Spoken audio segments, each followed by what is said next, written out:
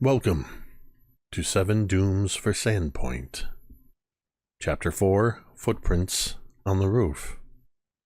Episode 45. Icselo. There is only darkness at first, and the distant breathing of the sea. Waves roll somewhere beyond sight, their rhythm slow and steady, rising and falling like the pulse of something ancient and patient. The sound is familiar enough to feel comforting. For a moment you believe you are simply standing along Sandpoint's shoreline, beneath a moonless sky, listening to the surf and the lonely creak of the docks shifting in the harbor. Then, the smell reaches you. Salt, of course. The sharp brine of the ocean is unmistakable. But beneath it lingers another scent. Fainter at first, yet impossible to ignore once it finds you. Acrid, bitter, dry. Smoke and ash and burning flesh. When you open your eyes, the shoreline is gone. You are standing in the center of Sandpoint's Market Square. The town stretches around you in perfect, unnatural stillness. The cathedral rises in the distance, like a pale specter against the dark sky. Every window in every building is dark. The lantern posts that normally burn along the street stand empty and cold, the glass panels black and lifeless. Nothing moves. No wind stirs the banners that hang outside the shops. No distant surf reaches your ears now. Even the creaking of the docks is gone. For a brief and uneasy moment, the square belongs only to you. Then, the footsteps begin. At first, there was only one pair, echoing softly along the cobblestones of Market Street. The sound is slow and deliberate, the careful tread of someone with nowhere urgent to be. Another set of steps joins it moments later, approaching from a different street. Then another, and another still, until the silence of the square begins to fracture beneath the quiet rhythm of many feet moving through the darkness. Before long, the sound is everywhere. From every road that leads into the square, figures begin to emerge from the black spaces between buildings. They walk without speaking, without hesitation, drifting forward with the steady purpose of sleepwalkers, answering a call they cannot refuse. Men and women, old and young. Children with solemn faces and travelers wrapped in road-stained cloaks. Some wear the familiar clothes of Sandpoint's fishermen and merchants, while others look like strangers who have wandered in from distant places. A few walk barefoot across the cold stones. Some carry wounds that seep dark stains into their clothing. They come from every direction, spilling into the square until the empty streets fill with silent bodies moving towards you. And slowly, horribly, you begin to recognize them. Near the edge of the square stands Kellum Varm, Jet Quinn, and Chandler Blankley. Their faces are pale and expressionless beneath the dim sky, their eyes fixed forward as though nothing in the world exists beyond the place where you stand. They say nothing. They simply take their place among the growing crowd that forms in a widening circle around you. More figures appear behind them. Near a darkened lamppost stands Velynia, her posture rigid and unmoving, like a statue carved from pale stone. Across the square, you see Natalin watching you, with calm so complete it borders on the unnatural. In the shadows of the market stalls stand Lumi and Millie side by side, their faces as empty as masks. Still, the crowd grows. Dozens become scores, scores become hundreds. Faces fill the square and spill back into the street behind them, bodies pressed close together until a dense ring of silent watchers surrounds you on every side. Their presence presses inward like the slow tightening of a noose, leaving you alone at the center of an ever-closing circle. For a long moment, they simply stare. You feel the weight of their attention long before anything else changes. Then one of them lifts their head toward the sky, and their eyes collapse inward. No blinking, no closing of the lids, just a sudden withering of flesh, as though an unseen flame has burned the eyes from their skull in a single silent instant. The skin shrivels away, leaving behind two hollow sockets from which thin tendrils of smoke begin to curl. Deep inside those empty pits, something glows. A dull, angry ember. Another face changes, then another. The transformation spreads through the crowd like fire racing through dry grass. One by one, every pair of eyes sinks into darkness and begins to smolder. Kellen, Jet, Chandler, Velynia, Natalin, Lumi, Millie. All of them staring at you now with hollow sockets filled with drifting smoke and faint red coals that glow like dying stars. More figures push forward from the outer edges of the square, moving to the front of the crowd. Father Xantus appears first, his robes hanging strangely heavy around his body as though soaked in unseen blood. Beside him stands Sheriff Baylor Hemlock, broad-shouldered, squared, his jaw set in grim silence. Near them waits Syl Ember, her pale face hidden beneath the fall of her dark hair. They step forward together, and their eyes burn away like all the others. But two more figures move past them. Oh. Two figures who come to stand directly before you, causing your breath to catch painfully in your throat. Clarissa stands there, looking older than you remember. There is a quiet exhaustion in her face. Beside her, holding her hand, stands Lyra. Your daughter tilts her head upward, her eyes wide, searching your face with the uncertain hope of a child who believes her father can explain anything. "Daddy?" she asks softly. The single word cuts deeper than any blade.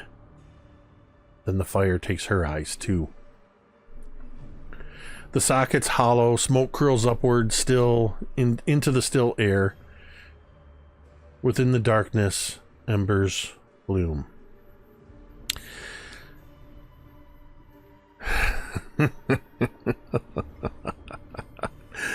A low laugh breaks the silence. It is thoughtful, quiet, almost pleased. It comes from behind you. When you turn, a lone figure stands at the far edge of the square. His robes are the color of old ash, their ragged hem stirring in a breeze that touches nothing else in the frozen town. His narrow face carries the patient smile of smug satisfaction. Jordis Munt. He begins to walk towards you, and the crowd parts before him without a word. "So many witnesses," he says. "They have all come to see what they helped create." His hands sweep lightly from the ring of ember-eyed figures surrounding you. "Every soul the devil has consumed. Every life added to the slow forging of something divine." He pauses beside Kellen and the others, studying them with quiet pride. They are not victims. They are components. Rage, betrayal, fear. He gestures towards the silent masses filling the streets behind him. Hope, innocence, faith. Each word falls with the deliberate weight of a hammer striking iron. And then he steps closer to you. And love. His eyes drift past you, settling first on Lyra, then Clarissa, then the circle of friends standing beyond them. Divinity is not born from chaos. It must be crafted, tempered, refined. 66 souls, 66 truths of the mortal heart. He spreads his hands slowly. Rage tempers the blade. Fear sharpens it. But love is the final fire in the forge. The crowd leans inward almost imperceptibly. The red embers burning within their hollow eyes begin to glow brighter. What greater sacrifice can exist than the surrender of that which is most precious? He turns his gaze back to you. You understand sacrifice, Icselo. You have lived it again and again. Your guilt gave the devil its first sparks. Your fear feeds its hunger. But love... He nods slowly towards Clarissa. He moves to stand behind Lyra, placing his hands gently on her shoulders, looking up to you. Love will make it a god. The smoke thickens around the square, drifting between the silent bodies like the breath of some unseen furnace. The embers burning in every hollow eye flare hotter, casting dim crimson light across the crowd. Jordas studies you for a long moment. For years, I believed I would stand at the center of this miracle. How arrogant I was. The devil does not need a prophet. It needs a vessel. Something moves in the darkness behind him. The air grows suddenly hot, thick with the choking scent of sulfur. From the far end of the square, something enormous pushes its way through the wall of silent figures. The crowd parts instinctively before it as the Sandpoint devil approaches you. Oh. Its vast wings fold slowly against its back like torn sheets of leather.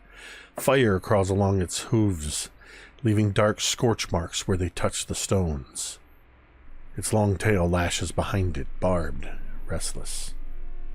When it steps fully into the open square, the cobblestones crack beneath its weight. Smoke pours from its nostrils. Its eyes burn like twin furnaces. The Sandpoint devil lowers its massive head until its blazing gaze meets yours. The heat of it washes across your face. Behind you, Jordas Munt smiles with quiet delight. The creature takes one final step forward and stops directly before you. All around the square, the embers burning within those hollow eyes blaze brighter. Don't you see, Icselo? You were never meant to stop this. You were meant to become it.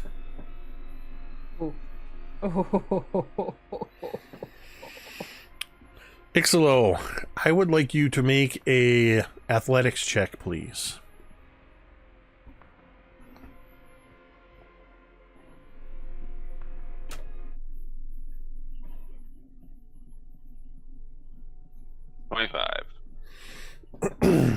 So athletic.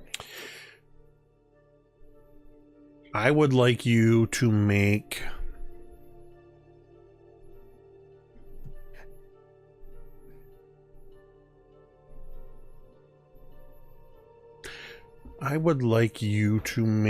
another check that I've suddenly forgot what it is. Give me a second. It is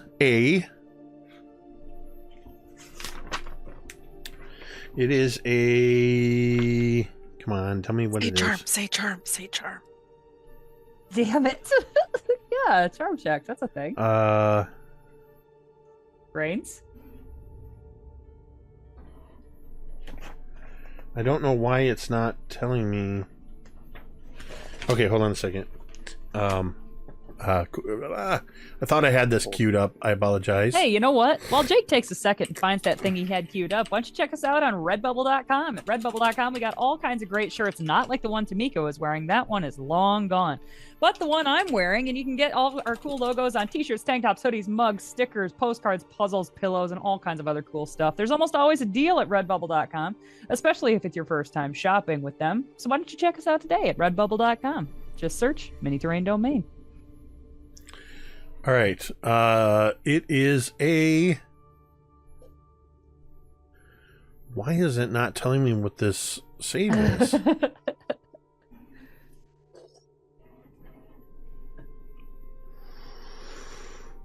It is a will save.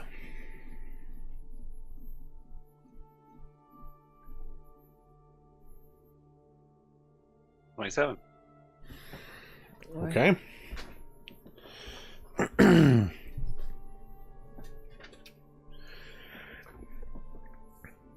Icselo. As the Sandpoint Devil stares you down, and Jordas Munt's words echo in your mind, surrounded in this darkened space by all of those glowing ember eyes of all of the people of Sandpoint, your friends, and your daughter, you suddenly feel the force of the Sandpoint Devil as it attempts to push its way into your mind. And somehow you resist it. What a badass. Yes, Icselo. How is it? What is it that allows you to push back this invading presence that tries to literally possess you? We I would say we see like the bottom half of Icselo's face. He just quietly but firmly says, "You will not take them from me."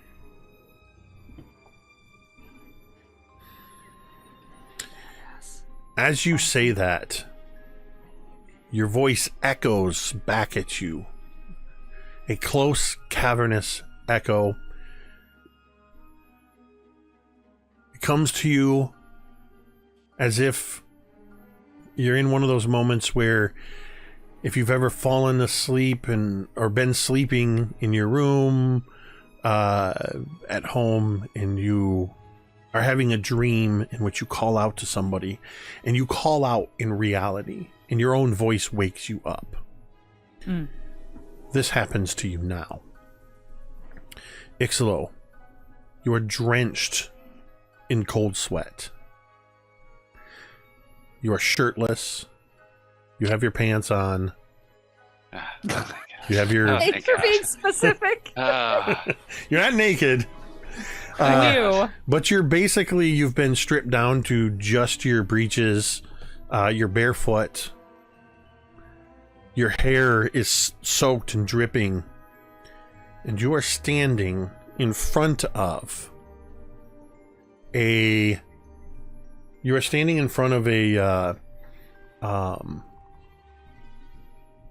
polished to almost a mirror sheen obsidian stone. Large, flat, and you can faintly see your own reflection looking back at you. And I'm going to take us into, in a moment here, I have to move you through somewhere. We'll go into our map. Oh boy. Which I need to turn your camera back on because you're here. And then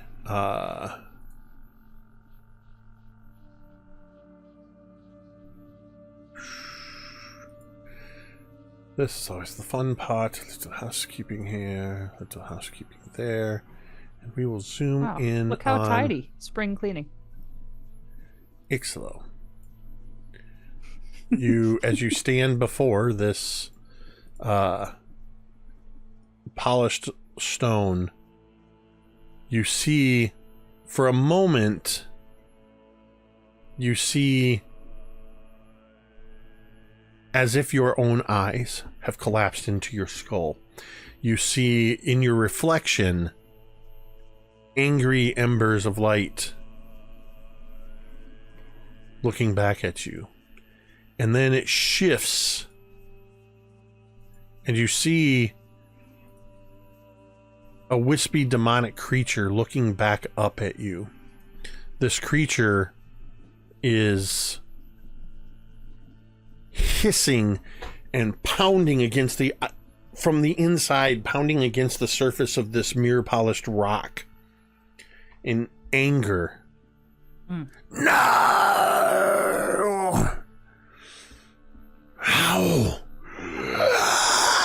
How can you resist? Ew. What do you do? Just translation for us, because I think you might have gotten gated. What did it say in common English? Oh, it said, how? It's less impressive without the hissing. Yeah, I know. How could you resist? I think Icselo kind of squats down on his haunches and like leans close to it. He doesn't touch the rock, but he gets close to it and he just says, I've seen scarier things than you.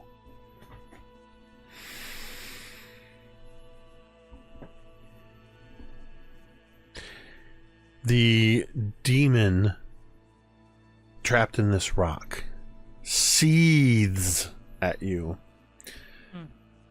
You see for a moment, the briefest moment, as you lean down towards it, you see its eyes glance quickly towards your hands, probably as you're crouching down, putting your hands on your knees, for a moment, as if you were going to touch the edge of the stone. It's more serious and dark than this, but I can't help but picture all of the goblins in Labyrinth. Did she say it yet? And they all lean forward. This demon leans forward, leaning in as if you can sense that it's hoping that you're going to touch this rock. And then to kind of disregard it, I think Icselo, stands and turns on heel and looks into the darkness. I don't have anything on me, so it's probably dark. There is very faint bioluminescence, like a fungus growing in this place. I'm gonna start moving back this way. As you head back that way, you find a set of stairs leading upward. They go up? Okay. They go up. Not very far, maybe about 10 feet.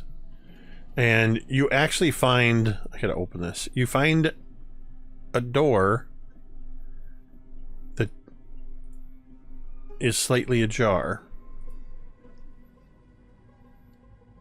And I will go in. You end up having to climb over Menargle's desk. You see that the things that were probably on it before are on the floor. A statue of the Sandpoint devil broken. And you see, lying in the corner, possibly dead, Menargle. Did you kill Menargle, bro? Remember that athletics check you took? That's no good. Killed Menargle, dude. I wrecked Menargle, dude. You are in a room that actually, Right. technically speaking, this door here is closed. So you don't actually know for sure where you are. I have no idea where I am. You just see the dead goblin Menargle, and you see the bed, and next to the bed is all of your gear, all of your clothing, your armor. Your weapon is sort of against the wall in this right in this area here. And you see that as you clambered through it, there was and over the desk you see that it was a secret door disguised as a section of wall, partially covered by a tapestry that now hangs askew, that you apparently figured out in your fugue state. Dude. I'm an investigator, man. I don't know what to tell you. Yeah. This Even is in gonna your really sleep. bode well for your new PI business. Even in your sleep. We call I this think OJT. I think first I would check to see if she's dead. Give me a medicine check. Yeah, I'm totally I'm glad that we're all learning from the lesson Really? that I learned very harshly. really good at the it's +0, so we're just gonna roll it. Let's make sure everybody's dead.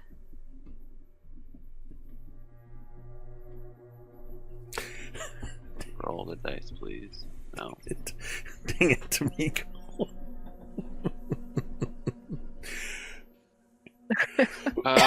Not great. 4. You don't find a pulse. You're not entirely sure. I mean, Monargo's wearing a lot of weird furs and bones and stuff. And I'll say this. As you do search around trying to find a pulse, you see that the green mottled skin around her neck is turning an angry purple in the shape of very large hands. Oh, you Nice. fucking killed her. So yeah, dude, that's what we're talking about here. I killed her. Okay, if I see that, I think my attention turns to my equipment and how quickly I can put that back on and peek my head out this door. So as you start putting on your equipment, I don't know what the Pathfinder rule is, but I know typically it's 10 minutes to don your armor. I believe it's 10 minutes to don and 5 to doff. If somebody could verify that for Pathfinder for me. We're going to use this to scene switch to elsewhere in the same dungeon. You guys are doing fine, right? Like, you can come get me. You guys aren't in trouble or anything? We're alive. We assume you're asleep with Monargle. Everybody just assumes you're sleeping with Monargle. You know, like you do. Should this episode be called While You Were Sleeping?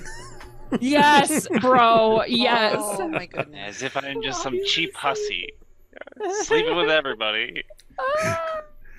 So, returning elsewhere in the dungeon, we find a recently revived, but still hurting Velynia, Lumi.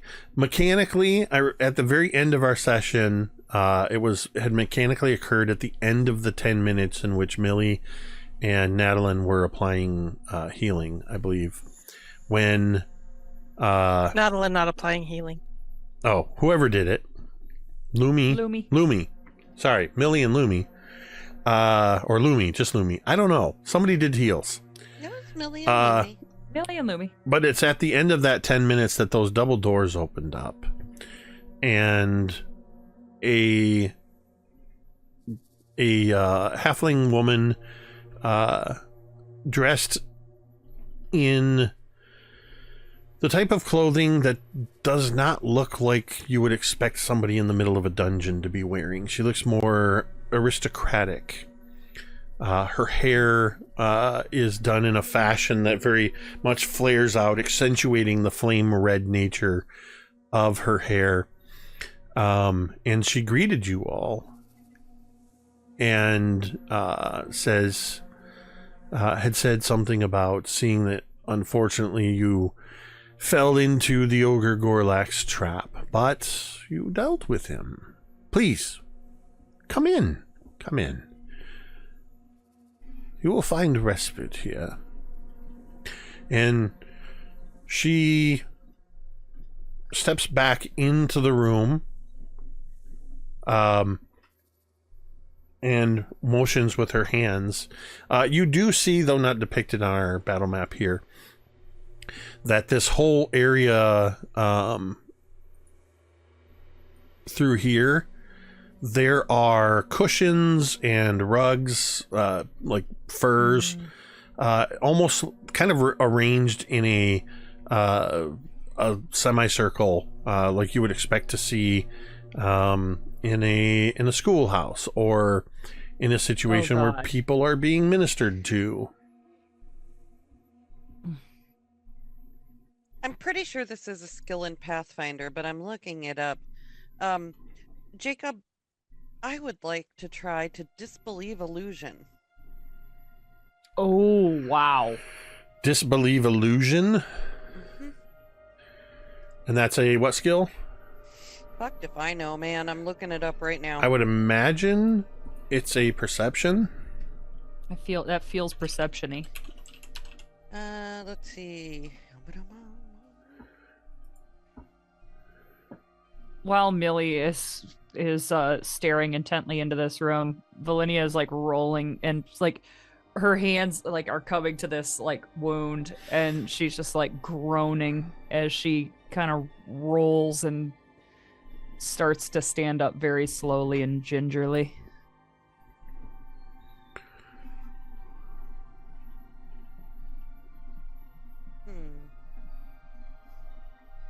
Okay, it says a creature needs to seek or otherwise spend actions to engage with the perceived illusion. Comparing the result of a perception check to the caster's spell DC. Mm-hmm.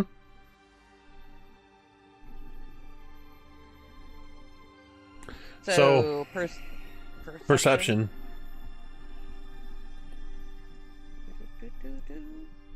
Percept the hell out of it, Tamiko. Look, it's just a theory. What's all this nice shit doing in a dungeon? You know what I'm saying? Yeah. 25. You listen to the words. As you're listening, you hear the guttering flames of the candles on the altar behind her. You see the arrangement of everything in this room. Seeing the rough stone walls that are painted with fiery patterns of less like depictions of fire, but patterns of fire with smoke that seems to drift up towards the ceiling, all depicted in the way they're painted. And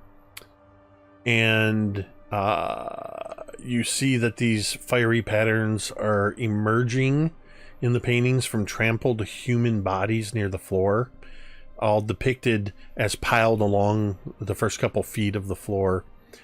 The black stone floor, you can just see, let me actually see what you can see. I'm blocking it. The most notable thing that you can see beyond all of that and her is the giant unnerving statue of the bat-winged horse monster carved from a collection of tree burls that have been lashed together with cords, looming over the blood-stained stone altar. So, tree what now? Burls. Burls? Tree burls are like when a tree grows this big, giant, knotty structure. Oh, okay. Sorry, y'all. I'm a city mouse. That's okay. It's all right. I'm a country mouse. Well, I like to think I'm a city mouse, but in a very small town, but country adjacent. If you know what a tree burl is, I don't think you can ever claim city mouse. No. But that's just me. But that is basically, you know now, this is a depiction of the Sandpoint Devil over a bloody altar, and I've already described the various mats and cushions and stuff that lie on the floor. Nothing in this seems illusory. This all seems to your eyes to be actually there. Okay, cool. Well, she kind of turns. It all appears on the up and up so far. I'm just gonna take a stab in the dark Is it Esmerelli? Ah, I see my reputation precedes me. Hopefully a reputation of hospitality. Well, the people we spoke to spoke highly of you. That's not a lie. That's awesome. Well, then that's good, I guess. But I must admit, I have no idea who any of you are, and I should like to get to know you better. Please, do come in and make yourself comfortable. I see some of you appear to have fallen to Gorlak's particular hobby of attacking people with that crude hook of his. At that moment, Velynia, who has made her way to her feet, but like very unsteadily, kind of like falls back to like one knee and like, we're fine. We're fine though. I can clearly see that that is not the truth. Don't let pride get in the way of comfort.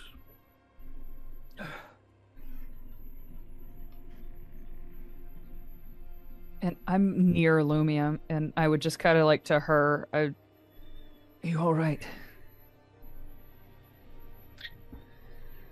I'm gonna be all right.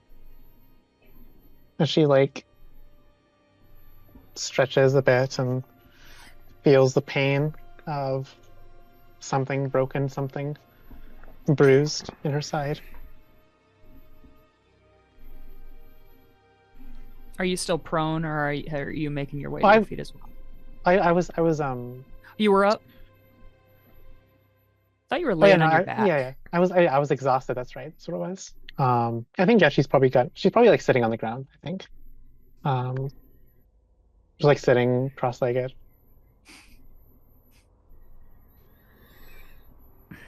I would kind of like look to Millie specifically, like kind of for guidance in this situation. Like if Millie trusts this lady enough to go into here, then... no, Millie does not trust. What is it? Millie kind of gives you a side eye and goes, "Don't you remember? This is Esmerelli, the priestess that was spoken about." And I kind of like look at Millie. I'm like, I do. Are you whispering or are you speaking in normal voices? Normal. Whispering. Okay. Millie's not. Millie's speaking normally. Because Esmerelli would respond to that and say, I do not hide who I am. I am Esmerelli, priestess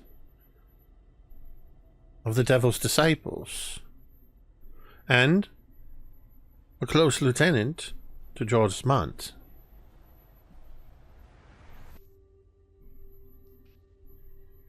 We are between a rock and a hard place. Because literally anything that happens will kill Velynia. And there's still something not right inside. Like, although she is stable and like kind of coming out of it, she can tell like she's hanging on by a thread. And she kind of gives Millie a look. Millie will put a hand on your shoulder and say, "What would you like to do, dear?" I think we should go with Esmerelli and listen to what she has to say. And the look in Velynia's eyes, can I use is it Thieves' Cant in this game? It's Thieves' Cant or something like it. Secret Speech, I think that's what it is. Doesn't somebody have to be able to understand you? Well, here's what tell me if this is too out there. It's Secret Speech. No,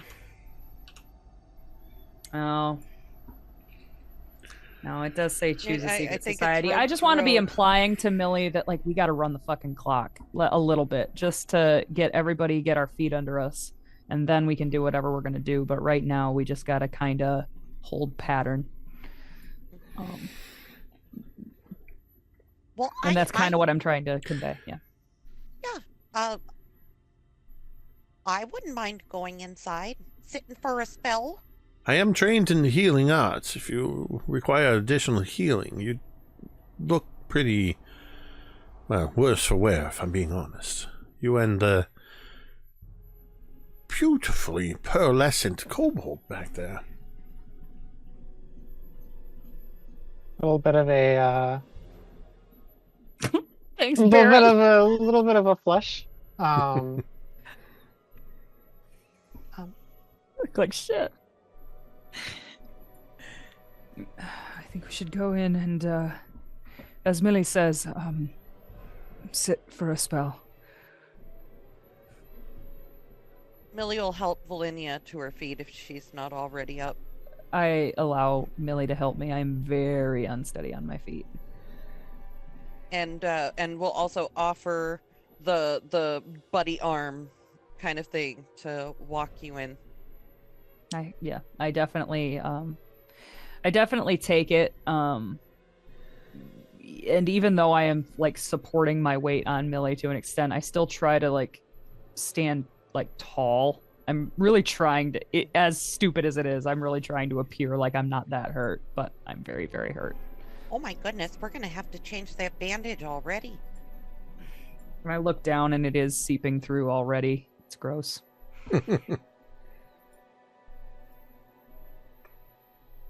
I would Good help lord. Lumi Oh, I go. if- I'm coming with you. if I'm Lumi gonna is wait for me. going in. I will not sit down. I want to stand in front of them. Okay. If there are chairs, Millie will grab a chair. If it's There a are no piece of chairs. floor, she's not. She's middle-aged. She's gonna I'm- stand. I just dropped those for a moment. I just kind of wanted to give you a sense of where there's basically where those were. They're too cluttery and they get in the way of moving your tokens. Okay. But I'm over here. basically, that is sort of the arrangement of it. Esmeralda, to her credit, stays where she is. She does not approach you. She says, as you come in, she does look at you, Velynia, and says, I would be willing to attempt to offer you more healing if you would like. And I kind of like look over at her and I'm like, I want to know exactly like where your magic comes from first. I've trained for a very long time in the arcane arts.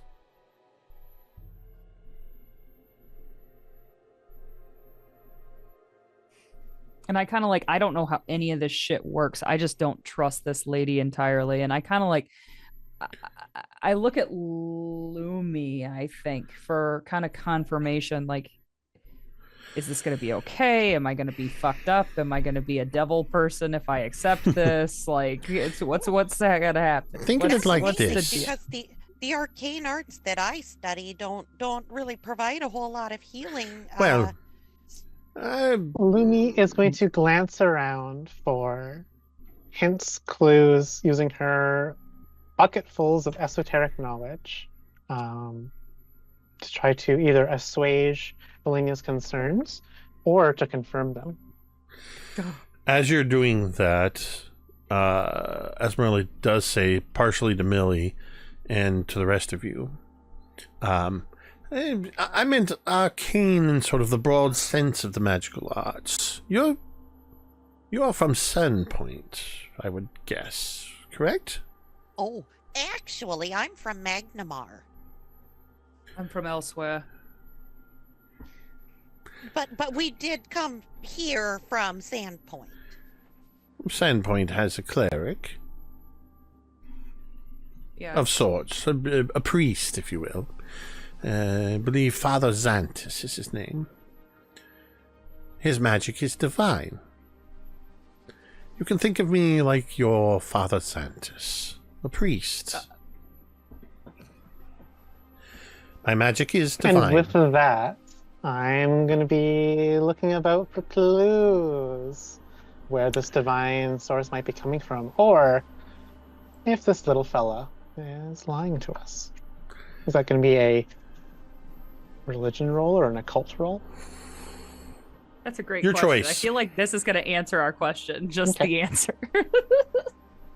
Okay. It's a Thankfully, Satanist role. I'm good at those. So, Oh my god.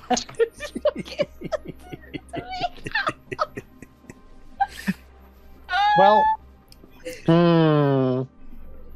is this worth a domain dice, y'all? Yes, Yes. I need to know. Okay. Yes. All right. I'm I burning don't want the devil in my wound. The devil in your burning what? in your My wound. wound. Yeah. A wound. It's not so. It's not so Wound. bad. Wound. Oh, Ooh, Christ. it's not God. meant to be, I guess. It's okay. It's fine. Just let it happen. I'm ready. No, I'll burn one more. We got Okay. 100 of them, so. We do. We sure do. I can also check to see if she's lying, because I would be very interested as well. I feel like she's telling the truth. It's just Okay, random. okay, fine. God It's meant damn to it! be. No, it's the Sandpoint devil. I mean, I feel like she's telling the truth the same way Millie's telling the truth, right? Yes, You know? exactly. Yeah, there is a gap in Lumi's knowledge, I guess. That's going to be a total of 14. I mean, there's no special discernment that you're able to make, but the clues that you see looking around this room are the murals depicting the bloodied, burning, stacked bodies along the floor edges of the walls. Excuse me, with depictions of fire coming out of them and the smoke curling up to form the ceiling in this massive mural.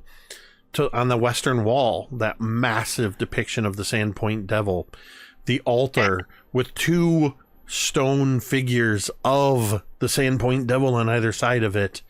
And her own admission that she is a priest of the Sandpoint Devil. Okay. So Velynia, number one, is desperate.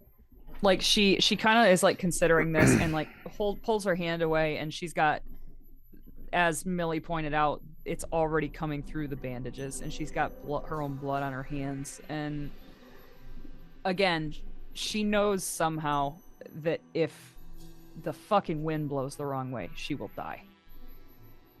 And so she kind of like, and then she remembers that like Father Xantus has healed her many times, even though she does not worship Desna.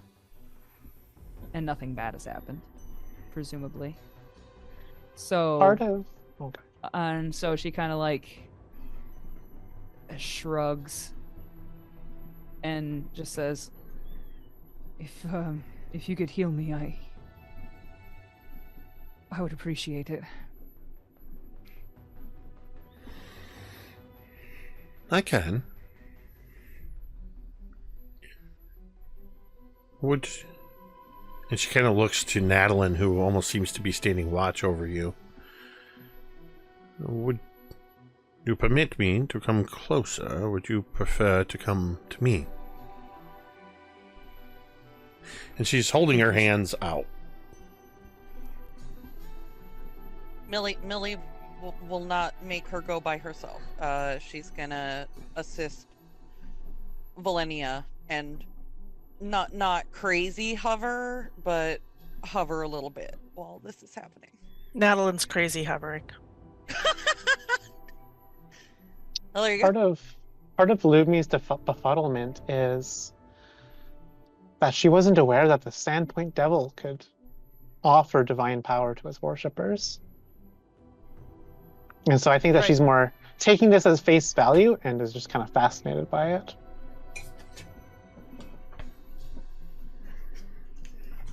And so I think that lack of answer is what Lumi gives you.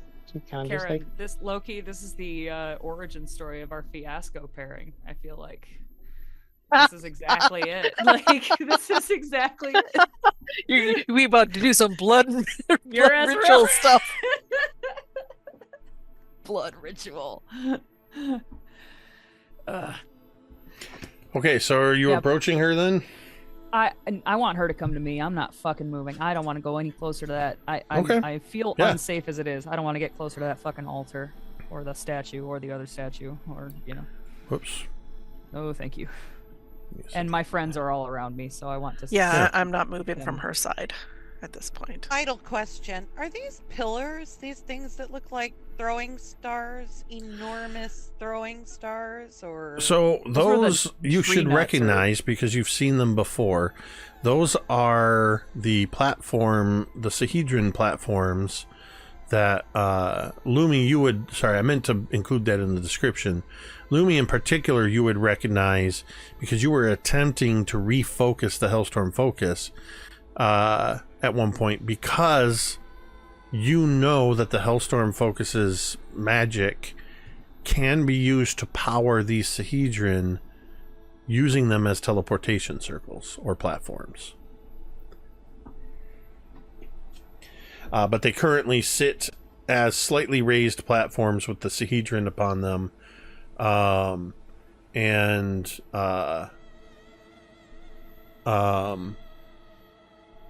Yeah. Otherwise appear inert. So she will move to get a good look at you, Velynia. And again, sorry, moving stuff with the mouse sucks.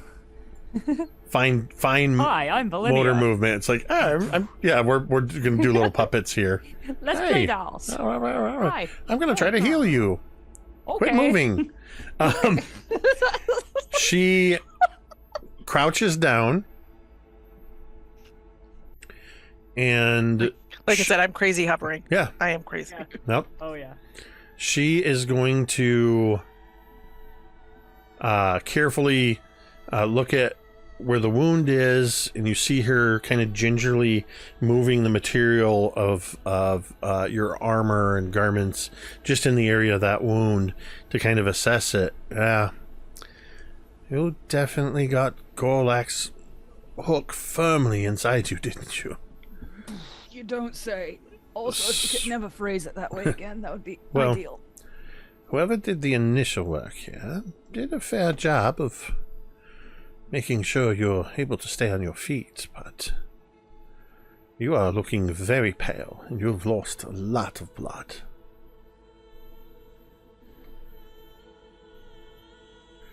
And she looks up at Natalin, and then at you, and she goes,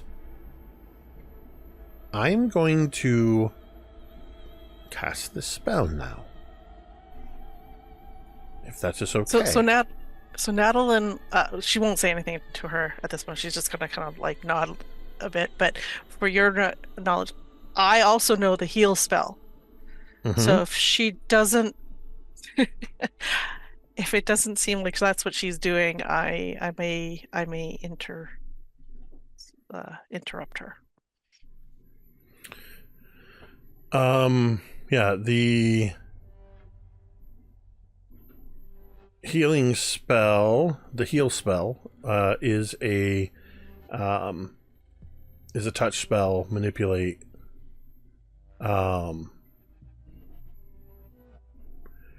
And you feel, Velynia, that as she places one hand upon your wound, you feel the warmth of her hand. And with her other hand, she begins to manipulate the sigils. Now, it's kind of like, I like to think of the magic systems between, especially between divine, occult,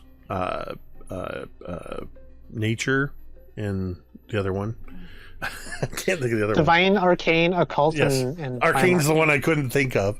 I like to think of them like dialects. Depending on what your source of magic is, you recognize the language of the spell, but they're pronounced slightly different. Maybe similar words and sigils, but with different flourishes.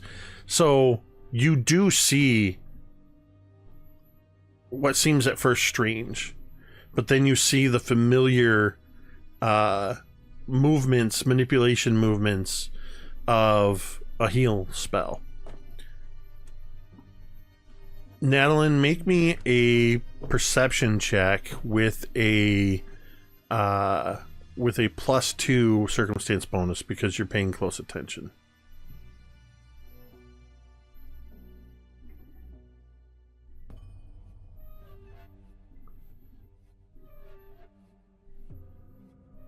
You're muted.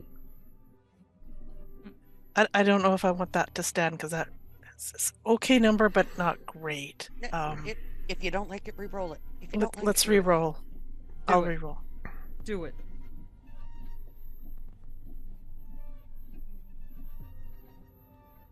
Okay, that was worse. Can we do it once more? What the fuck, dude? It's the Sandpoint devil. He's fucking with our dice. Oh my god, it got worse. Even Stop. worse. Stop. You don't want me to stop on this one because this is a Okay, bad then. one. Dice that tell never mind. story. Okay, Dice one last tell one story. because we can't leave it at a nat 1. No, it can't But literally you can get check worse. that off on your bingo card. Yes, you can. Oh, okay. It was not meant to be. This is not as good as the first one, but it's again not terrible. So that's a total of 16. Oh, plus 2 is Whoa. 18. Okay. So you see her, like I said, it seems to be a different dialect of the magic, but the heal spell nonetheless. Velynia, you feel the magical energy, the divine energy, moving through her hand into your body. And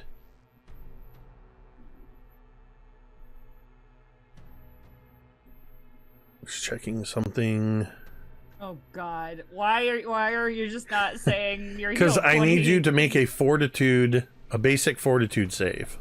Oh God! As as the touch of her hand turns cold. Ooh, I got a nat 20.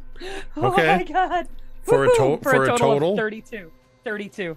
Okay. So, Oh my God.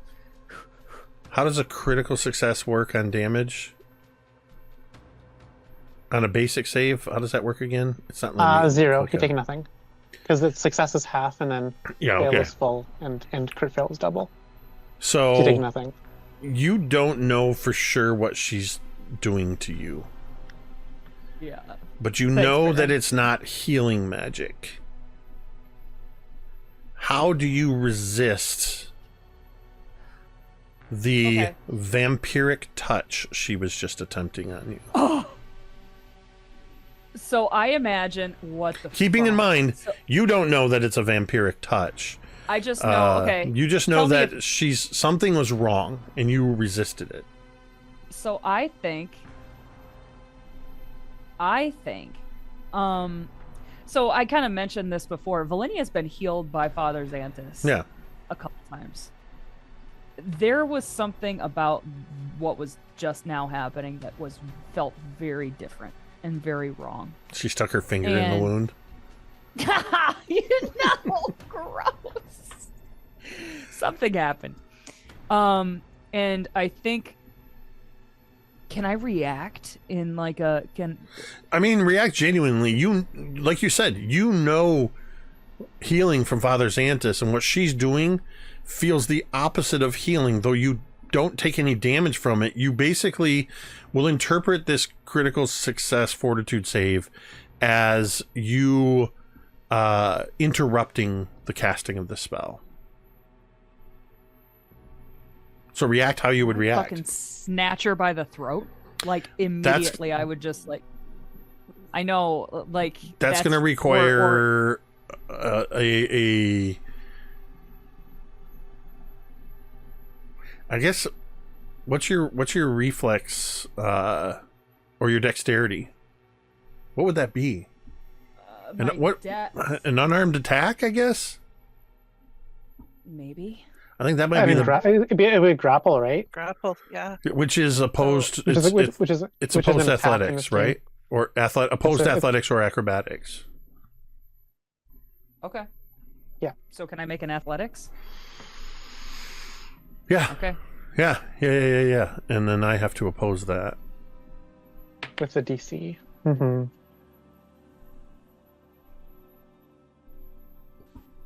You know what? I'm gonna be the one. What'd you roll? I'm re-rolling. No, I'm re-rolling that. And What'd it's you gonna roll? Be better.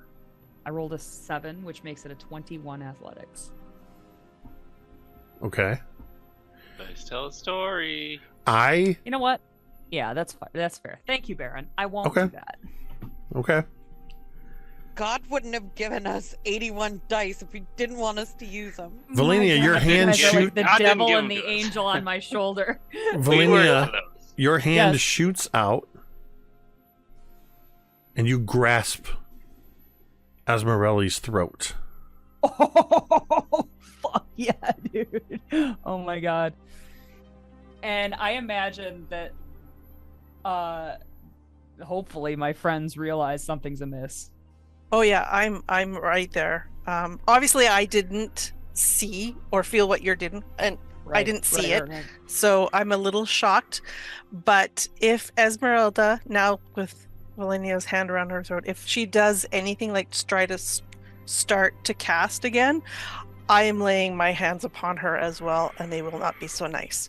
And I think Velynia just says something to the effect of, "Now that was a very dirty trick." And she doesn't like throttle her, like she's just kind of like keeping her at a distance sort of now. I am going to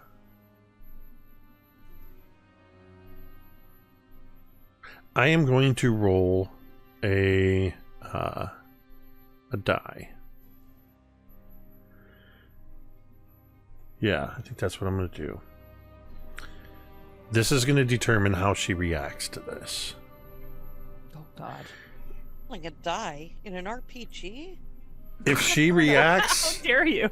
if she reacts the one way, we will roll for initiative. The other way, we will not. She needs to roll if she rolls a 9 or lower, we're rolling for initiative.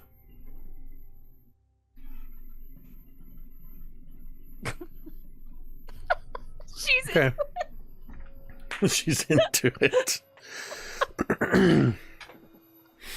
Thank God. Oh, thank God. So we are not at this moment rolling for initiative. You have grabbed her by the throat. And she instinctively, with one hand, the hand that had been on your side, touching the wound, so has some of your blood on it, she instinctively reaches up and grabs your wrist. And she's for Natalin, who's closest to the hand. She's not casting. She's literally just trying to hold herself up against Velynia's grasp. She can't speak. What are you doing? I kind of like look around at the others. And I would just say, "Don't do that again." And I would let her go.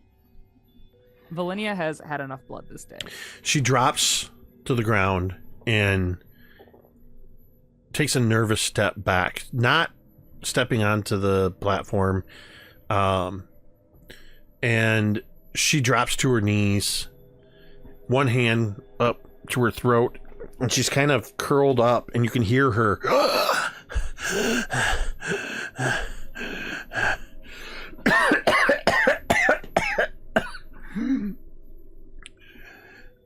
Fair reaction.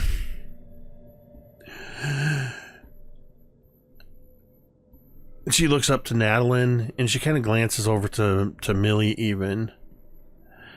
And she kind of shrugs and says, I think you knew when you came in here that I would do whatever I could to make sure you didn't leave. And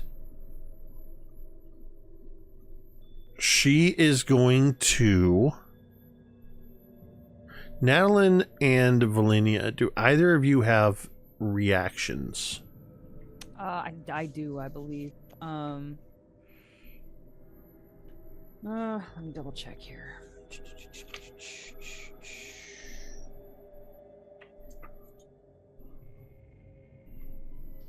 Let's see.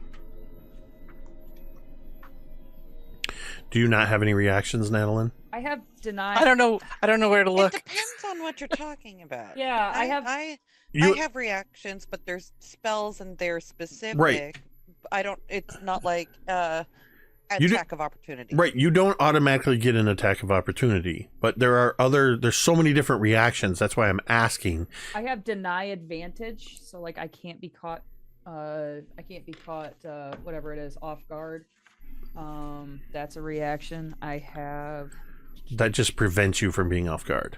I know, but you asked about reaction. No, I was asking for clarification. I wasn't. Oh, okay. I wasn't restating the rule to you. I was just asking. No. Yeah.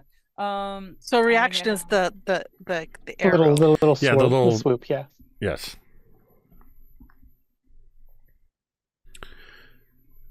It doesn't.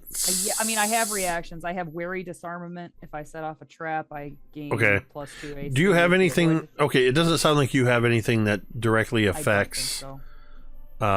like a reflex or something like that. Let me just. Yeah. In which case,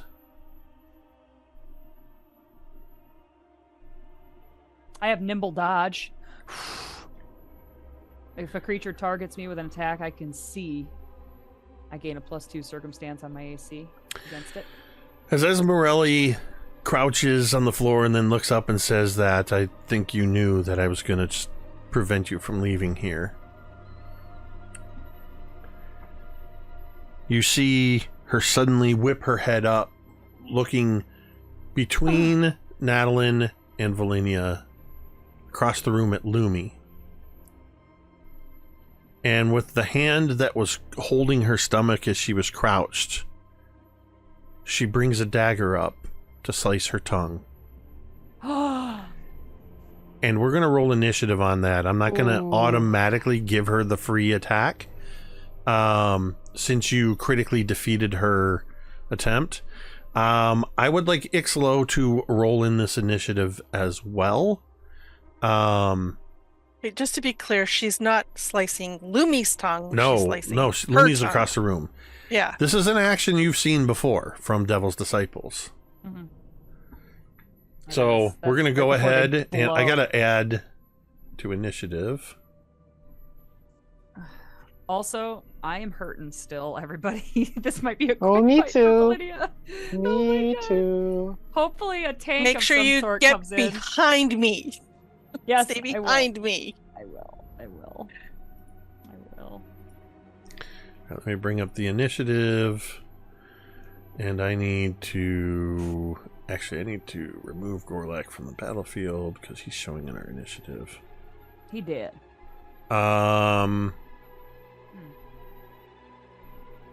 Hold on a second. Oh, there we go.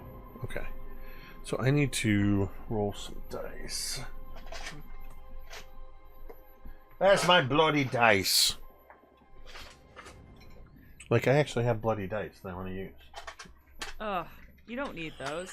I don't really have a good fire dice that would be appropriate here.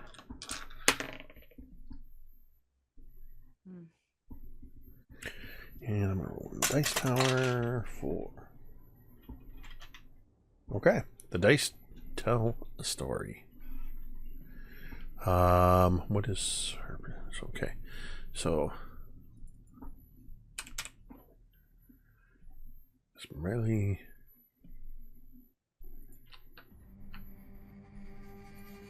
Oops. Did everybody add their initiative to the initiative order? Yes. Oh, Natalin gets to go first. Oh, this is perfect. And hold a moment. Interpose yourself. What's that? Zoop. Zooping in. What's that? Okay.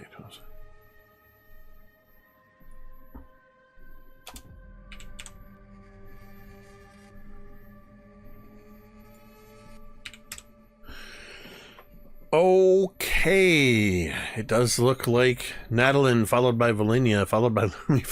God dang it! Boom, boom, boom, boom, boom. Good night, bitch. That's what's about to happen. Shall see. Natalin, you're up.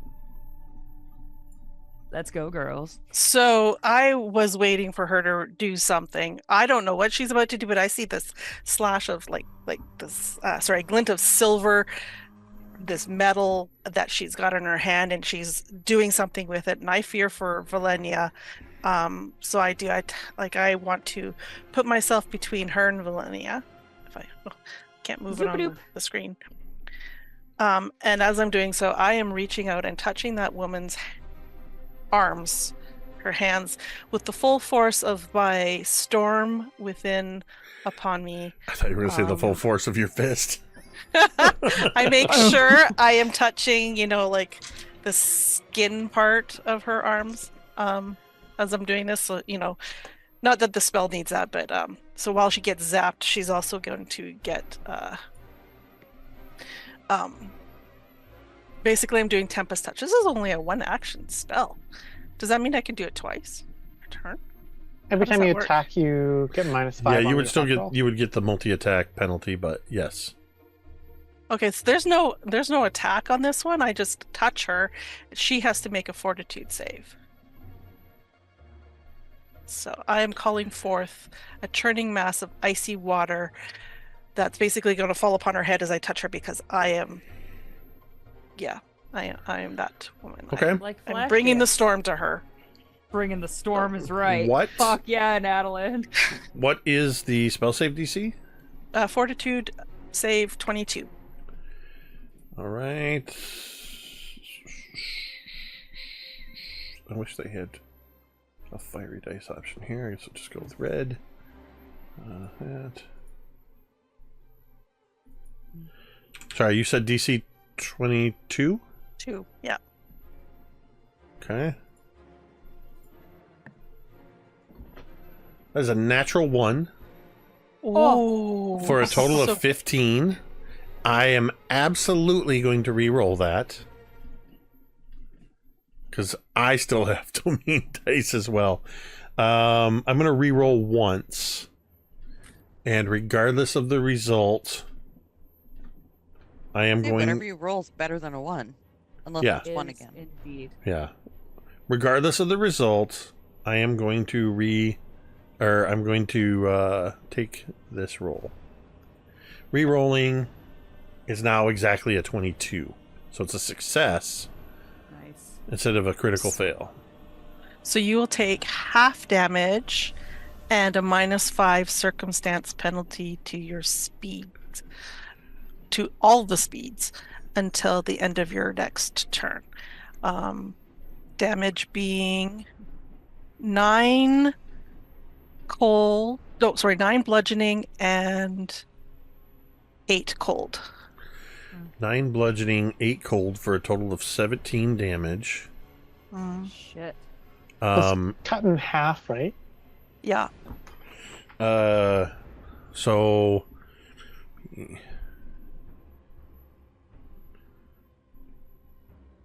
that's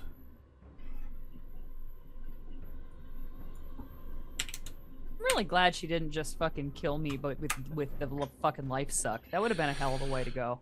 well, you'd have been knocked unconscious. You wouldn't have been taken out yet. Yeah, you're right. Yeah. I just wouldn't have gotten a chance to fight in this fight, which would have been a bummer. Okay, so that was one action you said, and you said she's -5 to her movement. Yeah, all her speeds. Damn. What do you mean all her speeds? It just says to its speeds, because I guess you could. Because if you fly and swim and climb and whatever. Yeah. If you have other movements. Okay. That makes sense. Okay.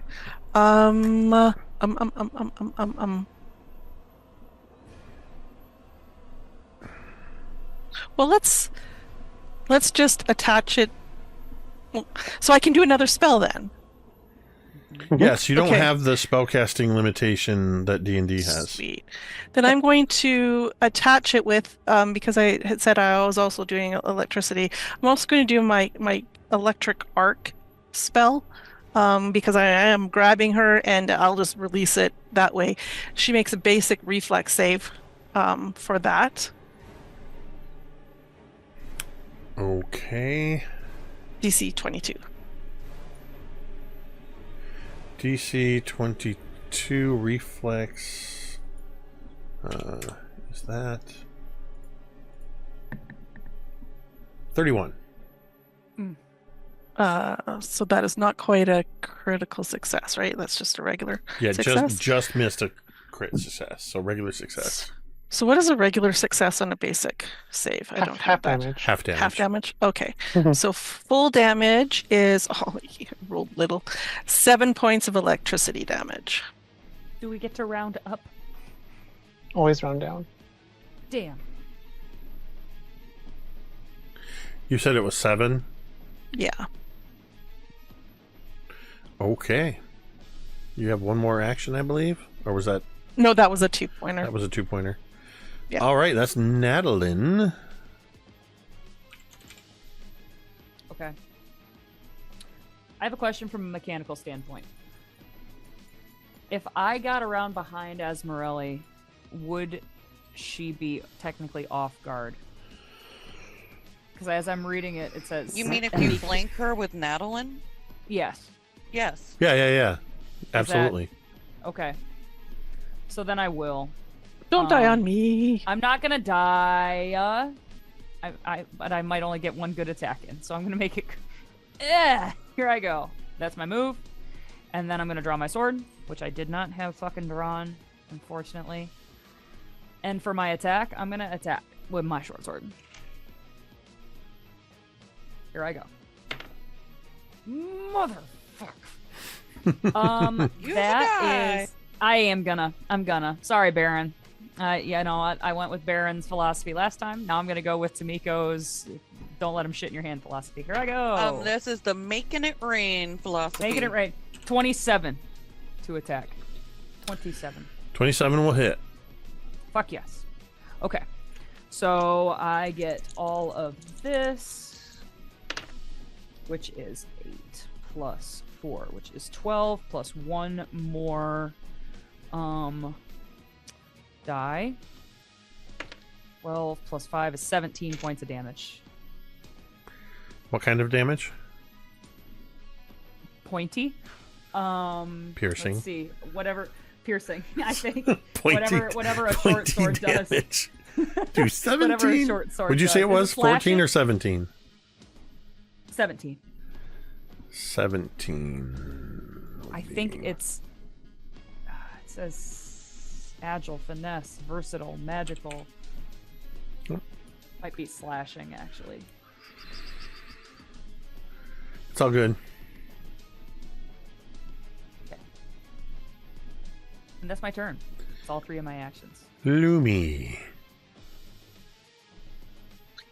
Action number 1 is going to be to draw Monarch from my Bandolier. Action 2 is I'm going to stride into the room a little bit to get a better angle. And action 3 is going to throw Monarch at little Miss Asmarelli. All right. That's going to be 22 to hit. You throw Monarch and it curves toward her, and you see this sort of flare of her red hair, almost looking like flickering flames as she twists her head and contorts out of the way. You miss. And that is my turn. Millie. Okay. Millie's going to what is it? The doors are like open, right? Yep. Okay. Millie's gonna move like here and like more like there. And she is going to cast haste on Lumi. And that's it. That's my turn. Hell yeah. Enjoy, baby. Don't get into melee range. If only we did that in the inverse order. I know. I know, Womp womp. honey. That's okay. That's okay. I could have cheated and said something inside chat, but yeah. But that's cheating, and we don't believe in that here at Mini Terrain Domain. The M in MTD does not stand for meta.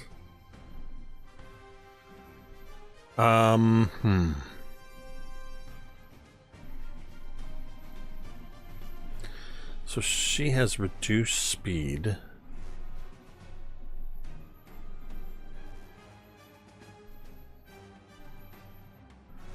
So she can only move 5 feet less.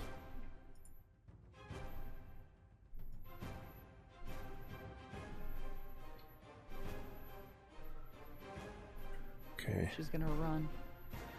She is going to... Whoops, that's the wrong button. She's going to roll across the floor between Velynia and Natalin. And she's going to run over toward Does over. anybody get an attack of opportunity when she escapes? Or No, unless you have that as an ability, you do not get an attack of opportunity. Right, right. Thank you. And I chose the feature that lets me block damage instead of attacking for opportunity attacks. You know. For my characters, so. Ifs and buts. Because I figured because I'm ranged, it wouldn't come up as often. It's a good idea. You're very right. As she runs across using her full stride action, she whips around to face all of you. And with that dagger still in her hand, she holds it up and slices her tongue. Gross. And exhales devil's cursed breath at Lumi, Natalin, and Velynia.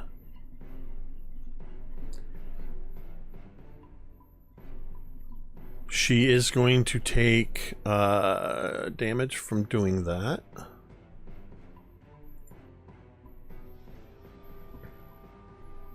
I hope it gets infected. Bitch. And I know this looks like fire. It's actually thick black smoke.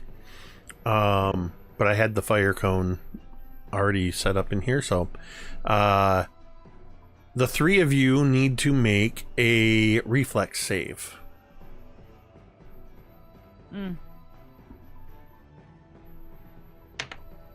Got a nat 20 on that for a total of 33. Oh my God, I got an 18 for a total of 32. I got a 16 total.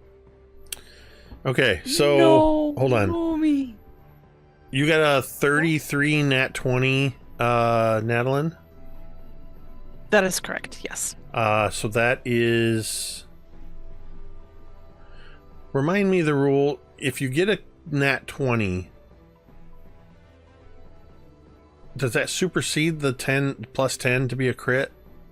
I think we had yes, house ruled it that except way. for it is a crit unless you are still 10 below. Sorry, it's a crit. If it's a crit, it just goes up by one stage. So like, if you would normally fail, but you rolled a 20, it then becomes a normal success. So, in this case, what'd you get, like 32?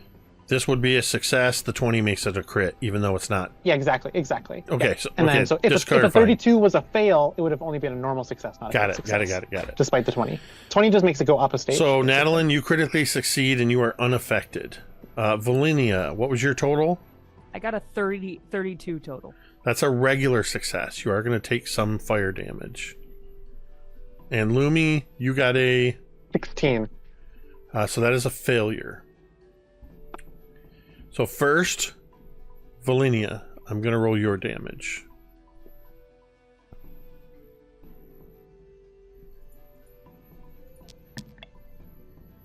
You're going to take 14 points of fire damage.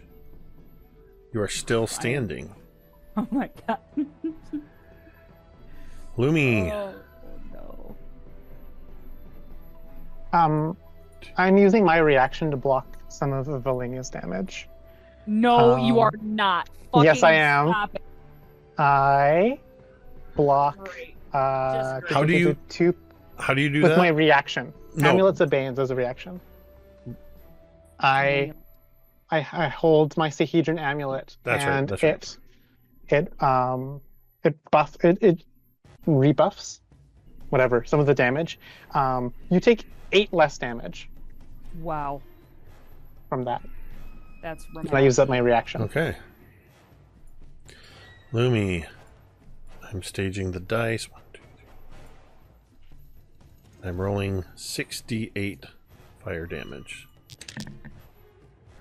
Oh my god. Lumi, you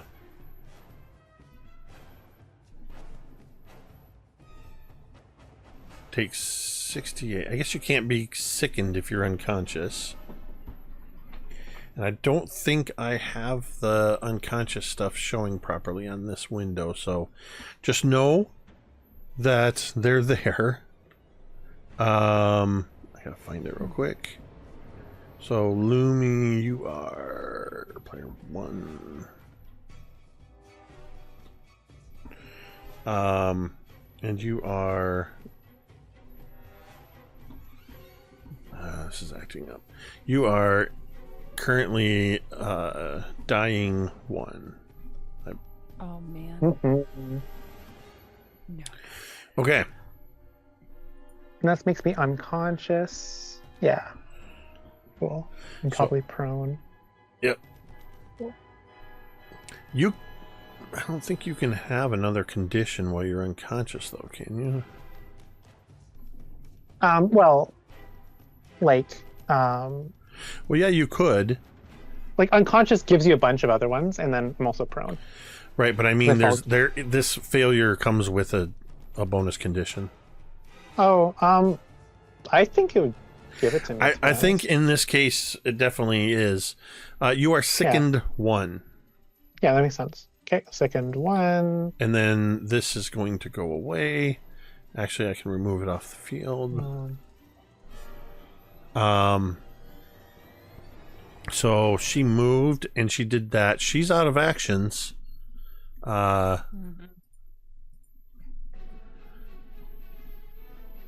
At which point she just says, and you hear it slurred a little bit, and as she says this, the spittle mixed with the blood of her sliced tongue, as she says, "Seize them!"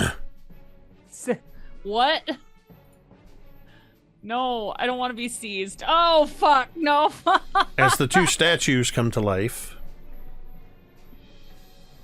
and Pork chop. they are going to, I think this one, what's its movement? This one is going to move forward, and it's going to pick Lumi up off the floor in its arms. Now, reminder, these gargoyles look like the Sandpoint Devil, but they are like roughly the size of Velynia, maybe a little bit taller. And yes, this one is going to pick up, let's see, that was 5, 10, 15. It's going to pick up Lumi, and then it's going to move back over here with Lumi's body. And just for the moment, I'm going to attach Lumi to the gargoyle. I just attached it to it. Oh, you did too. Yeah. So yeah. And then this gargoyle is going to come over and attempt to grab Velynia.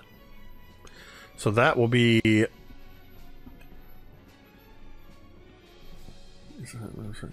That will be... What's your athletics DC? That's athletics plus 10, right? Correct. 24.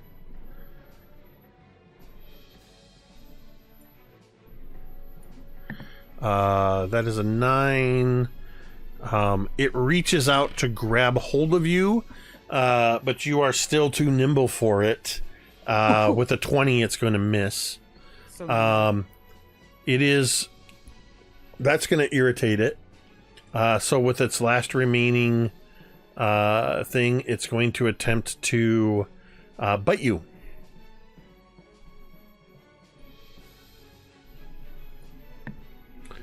That's going to be a 21 to hit. That does not hit me. Since you have it out, I almost imagine reflexively as you move out of the way, you hold your sword up defensively, and it chomps down, biting on the blade, stone against steel, sparks, and then it just pulls its head away angrily, its mouth roaring in a silent scream because it's a gargoyle. It has no voice. That is going to be both gargoyles, which is going to bring us to Icselo. At this point, you've fully dressed yourself. Oh, good. And you have all of your actions and everything. And I think one of the things you had said, because I want to give you a little bit of an edge here. One of the things you had said, Icselo, was that you were going to get dressed and then you were going to peek out into the room, right? So before you take any actions as part of the initiative, you can peek out into the room, which would give you a view of the room in which you had entered who knows how long ago. Looking around this room, you can see several goblins have stoked up the fire pits. Some goblins are sleeping. I would say at this point, all of these goblins that are crowding the door are not. Some of them are sleeping. Some of them are off dealing with other stuff. In a corner of the room, there's piled cultist bodies, sort of in the far corner. But the goblins don't seem to pay any attention when the door opens.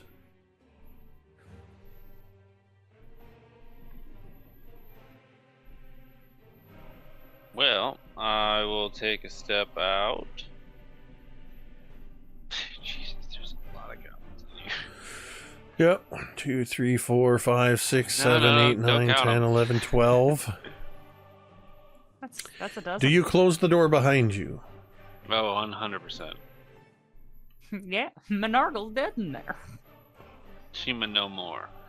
As you close the door behind you, They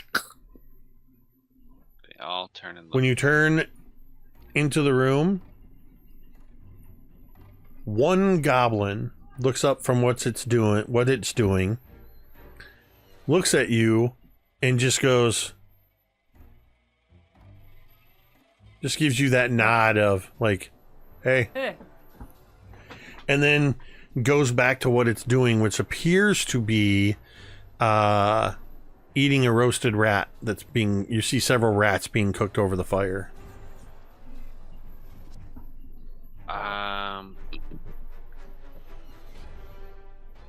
I would return the nod casually, and I would move towards Don't the be door. suspicious. Don't be suspicious. Whoops, I thought that was closed. It is not. It was open. So, yeah. Once you pass through that door, your actions begin.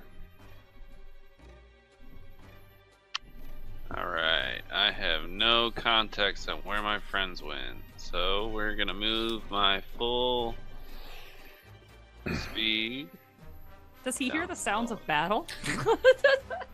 Like a clang of a sword in a gargoyle mouth, perhaps? No, it's pretty far away. Yeah, that's fair. Actually, I'll use. I Not can a ton tell of you. deadening, dampening. I can tell foam you in that it this. is 10, 15, 20, 25, 30, 35, 40, 45, 50, 55, 60, 65, 70, 80, 90, 100. It is about 140 feet away. And you guys are notorious for leaving doors open. Make a perception check, Icselo. You are all born in barns? Yep. Ow, son of a- I come in with a Pretty haven't you good. people ever heard of? 23. Yeah, you hear somewhere echoing off the walls from somewhere far ahead.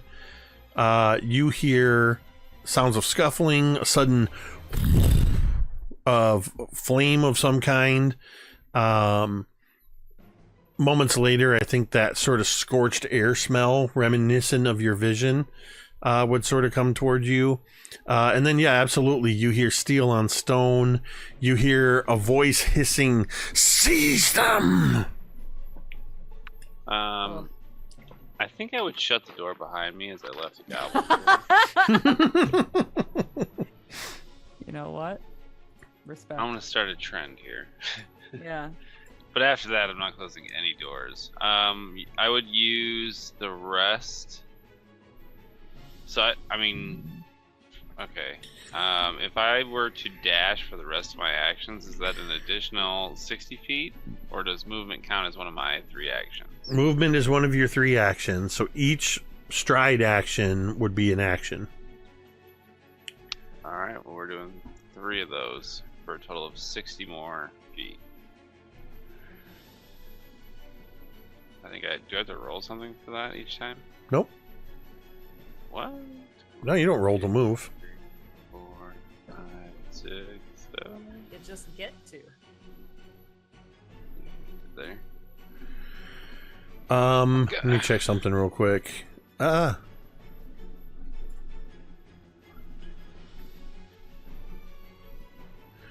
gonna let you take an extra 20 feet in this circumstance.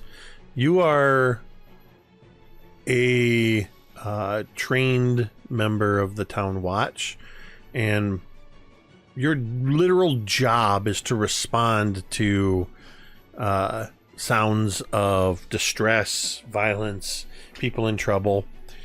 So you put on a little extra burst of speed in this moment. Alright, well, that's my turn. Natalin.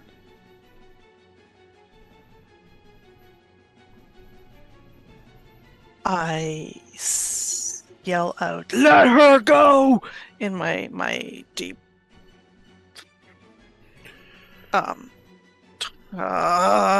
thunderous voice. That's the word I was looking for. And meanwhile, I am manifesting an icicle. So basically, we see Natalin take some of the water that's in the air and just kind of words are tough. Manifest it, makes them real, and then freezes it into this icicle, which she then throws at Esmeralda. I don't actually make an attack. This is like it's all magic, so it's just the action she does, and this thing happens to fly at Esmeralda. Need to make a fortitude saving throw, DC 22, please, as this icicle is coming straight at her. That's a fortitude save, you said? Yeah. Basic fortitude. It's not a basic fortitude. Oh, sorry, fortitude save. Yeah. Yeah.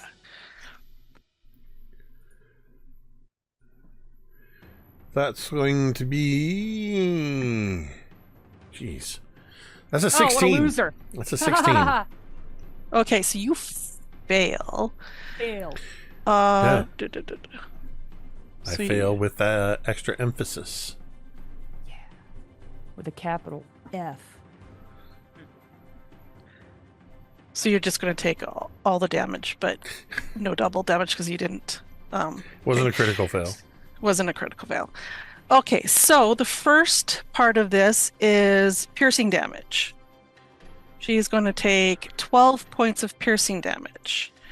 As it pierces into her, she then takes 9 points of cold damage as it's freezing her from within. And if she is undead, she's not though, right? It'll As far deal as an you can additional tell. 3D. It would deal additional positive damage if she was undead. She does not take that additional damage. Damn. Okay, so that is. She's still just standing up there, just like nothing. Yeah.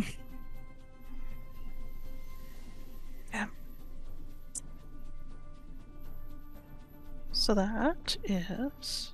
Did I roll the right? Yes, I did. Okay, so that is that one. And then.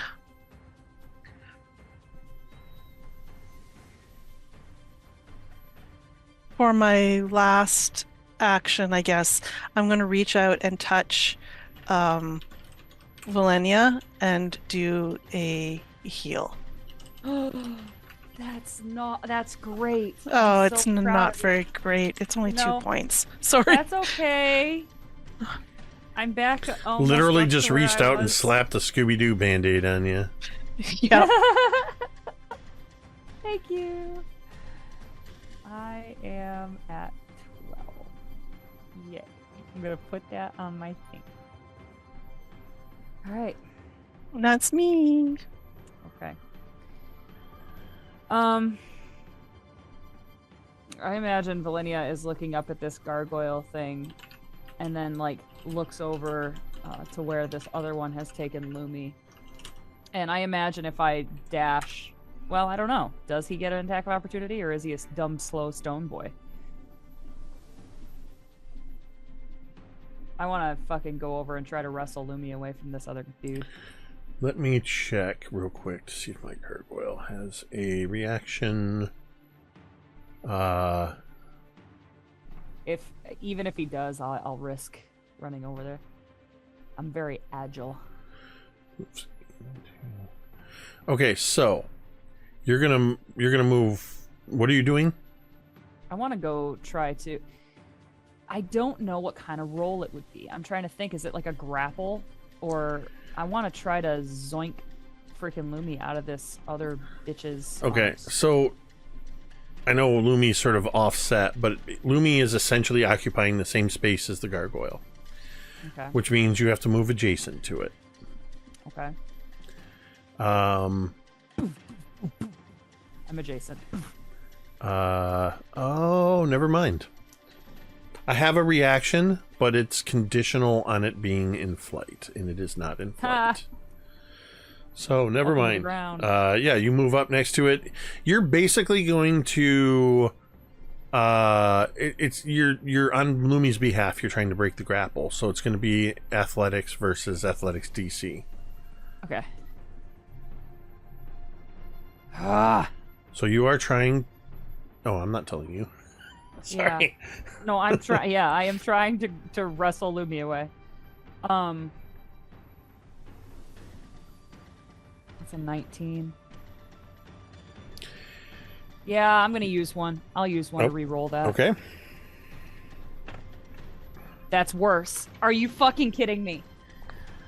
I'm gonna. Fuck it. I buy so many of these fuckers. You have 80 of them.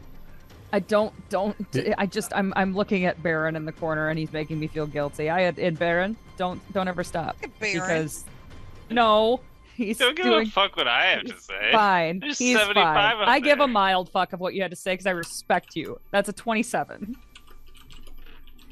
27. That's. I'm gonna call that good Let's see. The 'cause I'm scared now. DC that you are trying to beat, that would be a success. Yes. Oh my god. Come on.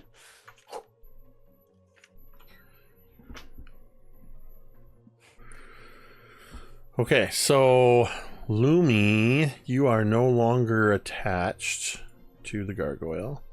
You're actually attached To me. to Velynia, which means Velynia, Yes. your Attach me. hands are occupied unless you like throw her over one shoulder. I think I would. That's exactly what Velynia's Okay. would do. Because she's just a little thing. So I would hoist her over a shoulder, and then I would turn around, and I imagine at the last moment I make eye contact with Millie, and at the top of my lungs I just say, "Pork chop," and I I still have one action left with Lumi. I make a mad dash for the door. Hold. Doink, doink, doink. What's your movement speed? It is. Fuck, where? 25. You have 10 feet of movement. Well, Because you used 15 to get across the room. No, stride actions, you take your full movement. Oh, that's each right. time. That's right. Sorry. Yeah. Sorry. I thought so. I'm still in D&D world. I didn't mean to call you out, Jake, but I was thinking like, Nope. No, you're correct. Always call me out. I'm still learning. Okay. There's so many rules in Pathfinder. I'm still Well, 'cause, like, I'm still I a baby imagined it was, like, DM. the move and then the grab and Move, then grab, another then move away is your 3. That's what I thought. Yeah. So I was here. So Are you able to 5, snag 10, Monarch while you run by? 15. You tell me, Jake. Can I like? Monarch Can is I a pull like an returning Indiana weapon. Jones? Just So, kick it too. You Monarch can kick it. drops from my hands. But wouldn't it when I return knock to your unconscious. bandolier?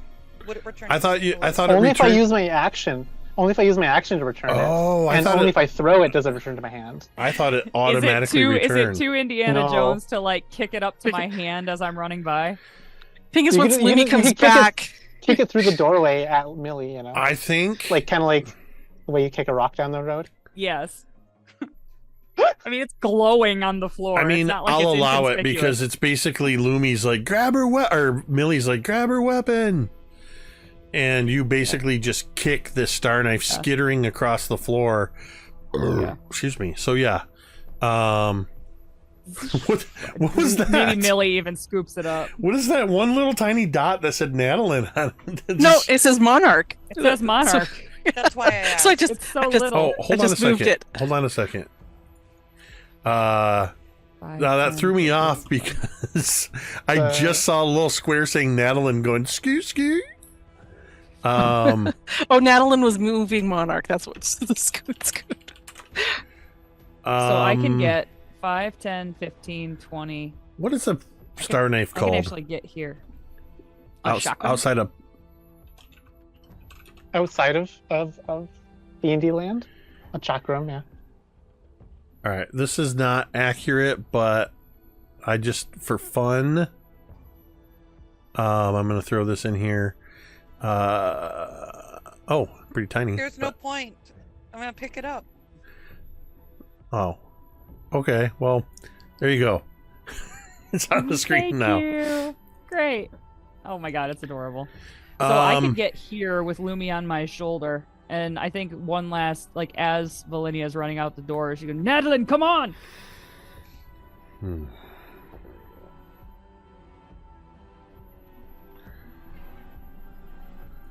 Velynia. Millie. Millie is going to, what is it? Well, let's see. Millie's gonna go.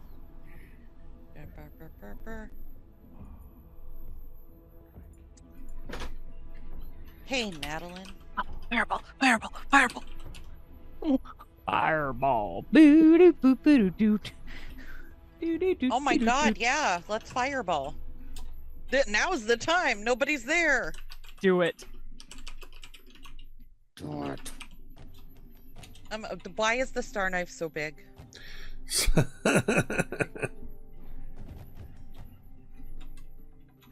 All right, so fireball, I'm going to Ow. need a basic reflex save from Gargoyle A and Asmarelli. I'm assuming there's no place I can put this that'll hit all three of them. What's the? Oh, without hitting 20. Natalin? Probably not. What's the thing? 20? It's 20. What if you put it by the statue? Oh, Oops. so like centered on the statue, because would that get all of them? Yeah, I don't know. What if it was here? I think that's your best bet right there. So you should be able to move that around. That is a. Oh, look at that. Look at that, would ya? Or would you just look at it? Would ya Would you- just So there you look go. at that? So that's a Just basic look at it. reflex from all of them. Yep. All right, I'm gonna roll real dice on this one. That is basic reflex. That's gonna be a plus 12. Gargoyle A. It's a natural 1. Critically fails. Gargoyle B. It's a natural 20 for a 32.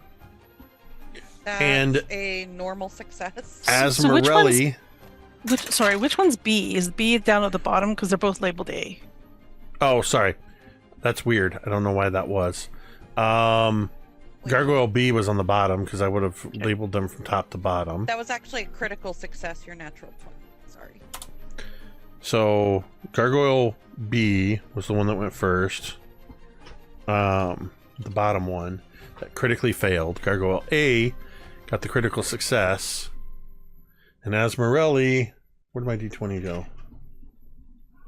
I'm gonna switch to her stat block. Asmarelli has a 23. Funny you should mention. That's the amount of damage. So, successes take half. Your critical takes none. Okay, but what was the DC again? 22. Okay, so Asmarelli succeeded, so she'll take half. Come on, this thing. We can go ahead and get rid of that. Asmarelli, you son of a... Asmarelli is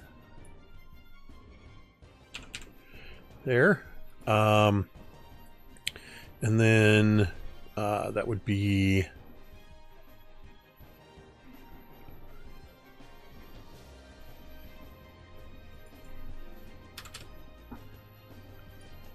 sorry, the critical success one didn't take any, right?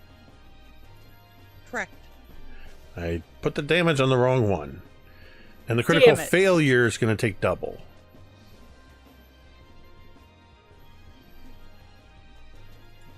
Okay, let me switch this around. So the one up near Asmarelli takes nothing. The Gargoyle B down at the bottom is as the fireball hits it. So that was 23, you said? Yep. You see the flames just fully engulf it. And afterwards, for moments afterwards, it glows in all the cracks across the stone surface. The stone completely charred as you take most of its quote-unquote life force away. Oh, hold on. Additional 3 damage on everybody. 1 on Asmarelli. Nice. Sorry. 6 damage on Gargoyle B. 1 damage on Asmarelli because of my what do you call it? My sorceress bullshit. Would- Yes. That's what it's called. It's in She the critically source book. succeeded, so would that still affect her? Oh, she was the critical success? I thought one Oh of no, the he was gargoyles sorry. was. Gargoyle 1 was. Sorry. So she's going to take 3. What is it? 3. It's 3 points of damage, so she would take 1, right? She would take 1. Critical fail, take 6. Got it. We're all good. Okay. And with that, That was fucking awesome. That was- it was better than a kick in the ass. And then Yes. Millie's going to move.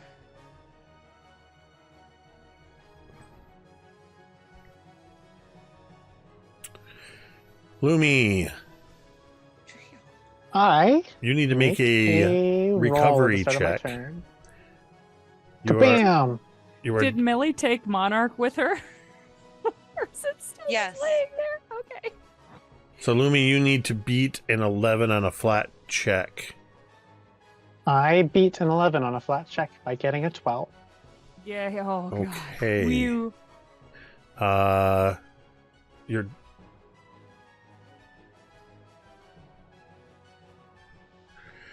dying value is reduced by 1. Yep, No. which means I am no longer considered dying. So you are no longer dying. You're just unconscious.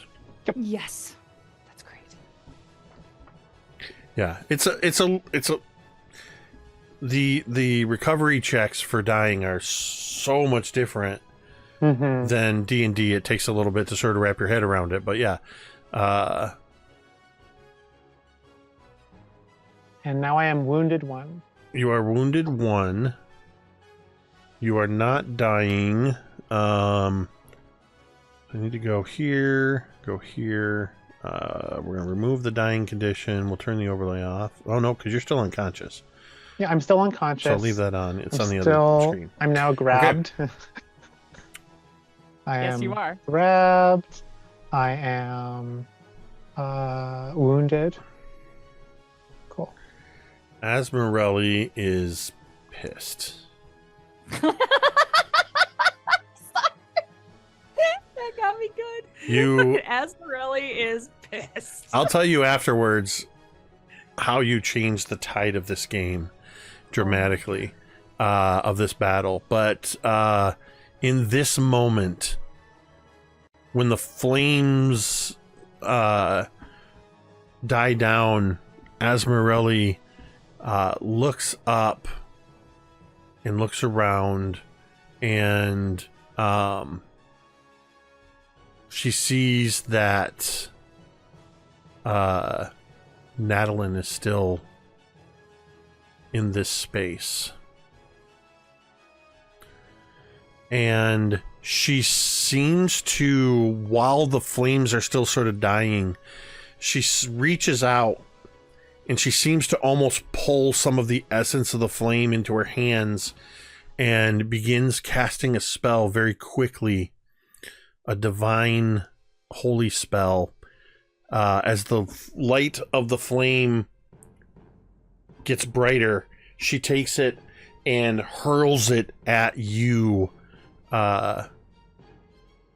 Natalin. She's going to make a ranged spell attack. Dodge it, Natalin. Dodge it. That is, I'm going to add the bonus in here, so whatever comes up on the dice is the total. 24 to hit. My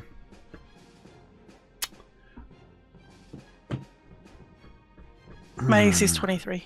I know. I'm thinking I'm going to re-roll that because I think that I can get a crit out of this. Now, if you get less and worse, I mean, on whatever his comes face. up stands. okay. Here we go. Re-rolling it. It was an 18, making it a 36, which is a crit.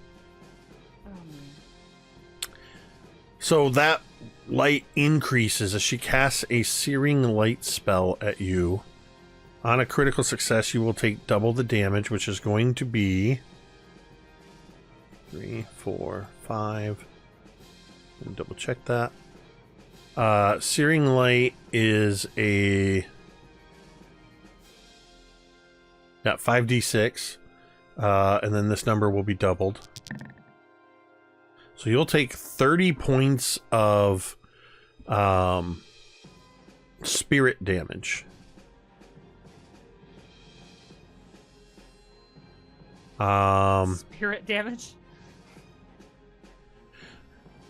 Just feeling a little. Spirit damage for the next is couple of days, spirit or what? damage is what we would previously have referred to as Like holy. holy damage, unholy. or in D&D would be radiant damage. And then she is going to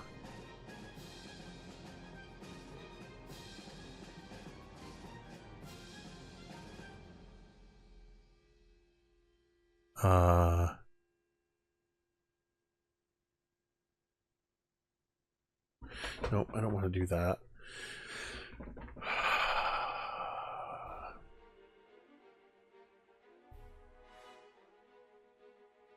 I think she's going to use her last action to embrace the pit. As she casts this spell, it's a spell that she has.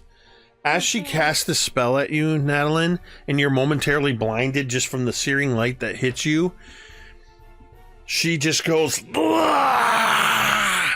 And devil horns grow from her skull, and her skin begins to look more demonic and leathery, like the Sandpoint devil itself. One of those was a one-action thing. Just checking. Let me double check. Oh, correct. You're correct. You're correct. Wait, hold on. Oh No, my god. yes. Dude, Embrace the pit. Tamiko. Embrace the pit is a one action. It doesn't do any damage to anybody, but it gives her a little bit of a buff. Oh, good. You're Um, having any second thoughts about fucking running away? and she's not moving or doing anything at this moment, which means it is now Gargoyle A's turn.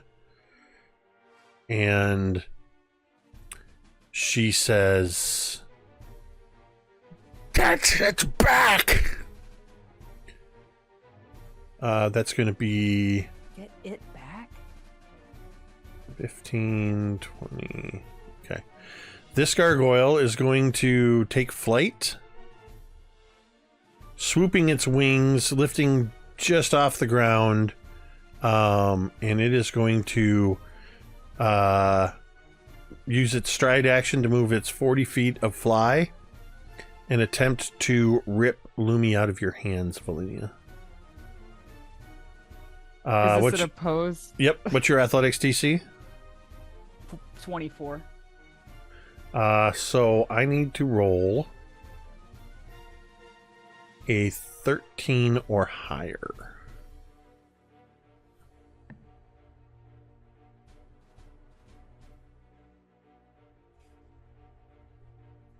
I need to roll a 13 or higher. That is a D12. Hold on. There we go. Get rid of that. No! No! I'm so angry at Hawkmere right now.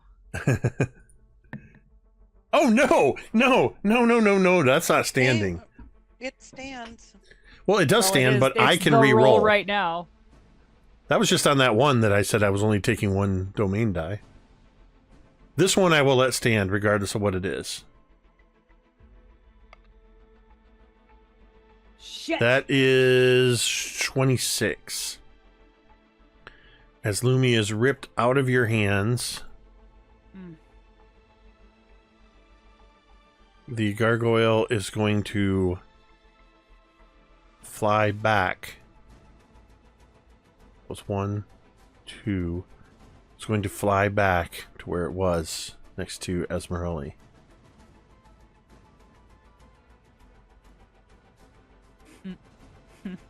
Gargoyle B is going to stride up to Natalin and is going to attempt to claw Natalin. That is going to be a 30 to hit, which will be 9 points of slashing.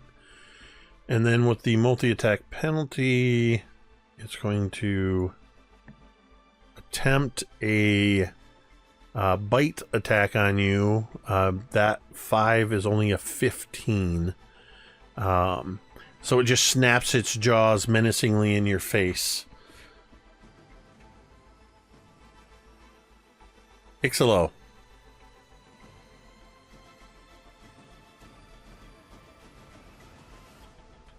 All right. I'm gonna move closer.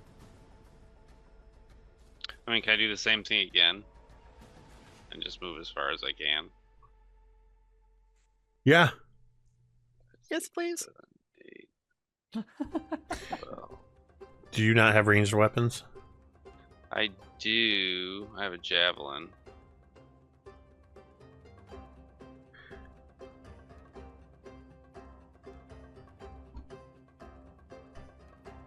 Well, however you want to play it. Is that your 60 feet? That is my 60. You came rushing past Millie, already seeing into the room. You see Velynia wounded, in bad shape. And into the room, you can see Natalin fighting a Sandpoint devil gargoyle, a strange flame-haired... Actually, I'm going to do something. Icselo, roll me a D100. Okay. And I'm going to roll a D100. And if you get...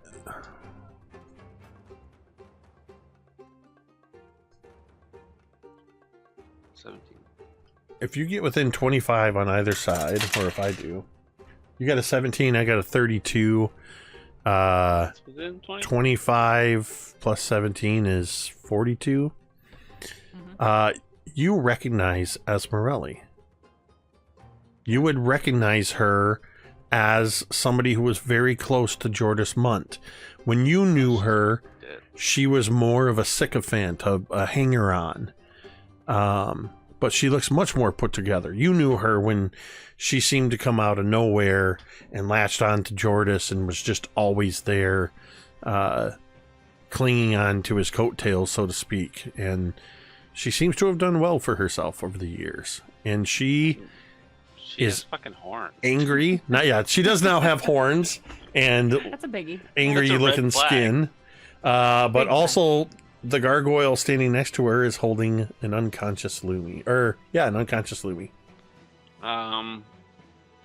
Given the vision that I just had and the just acrid taste I have for Jordis Munt right now, as I run past you, Millie, I think there's like a quick kind of peer around the room that I do not see Natalin, and then you said I see Lumi in the arms of this gargoyle.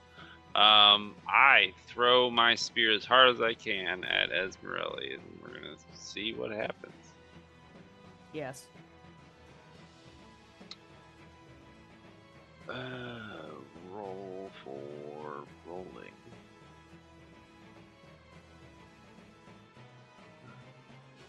That is many points. I rolled a 40 to hit. You rolled a 40 to hit? 30 to hit. I added that wrong. 30 to hit. Okay, that's a success. 14 plus 16 is 30. Yeah. So that is a success. She will take 11 damage.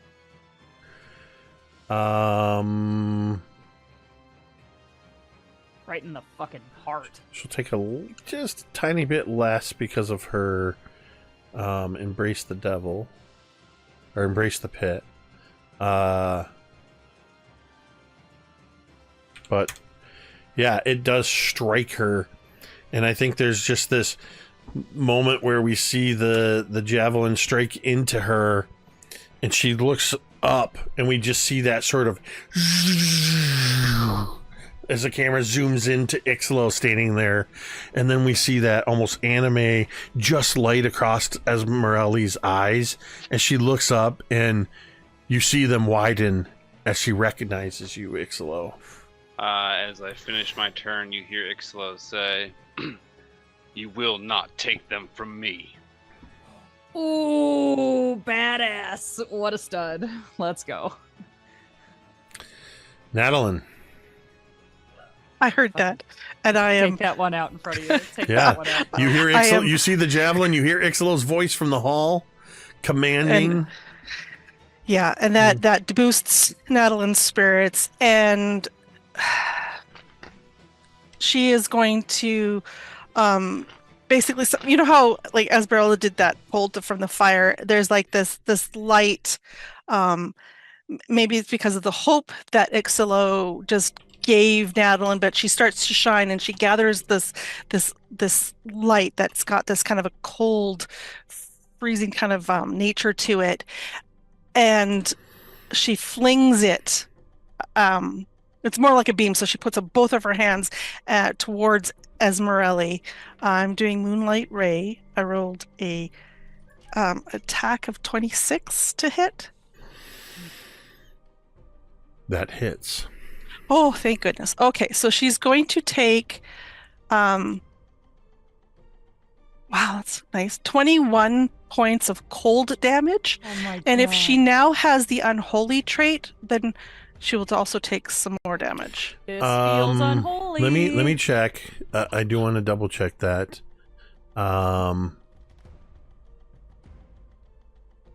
She does not have the unholy trait. Okay. And just for this particular spell, this cold damage is treated as silver for purposes of weaknesses, resistances, and the like. If that matters. It does. Oh, wow, the music really emphasized that. It does. Only in that any resistances she gained because of the Embrace the Pit, they are the exception is silver.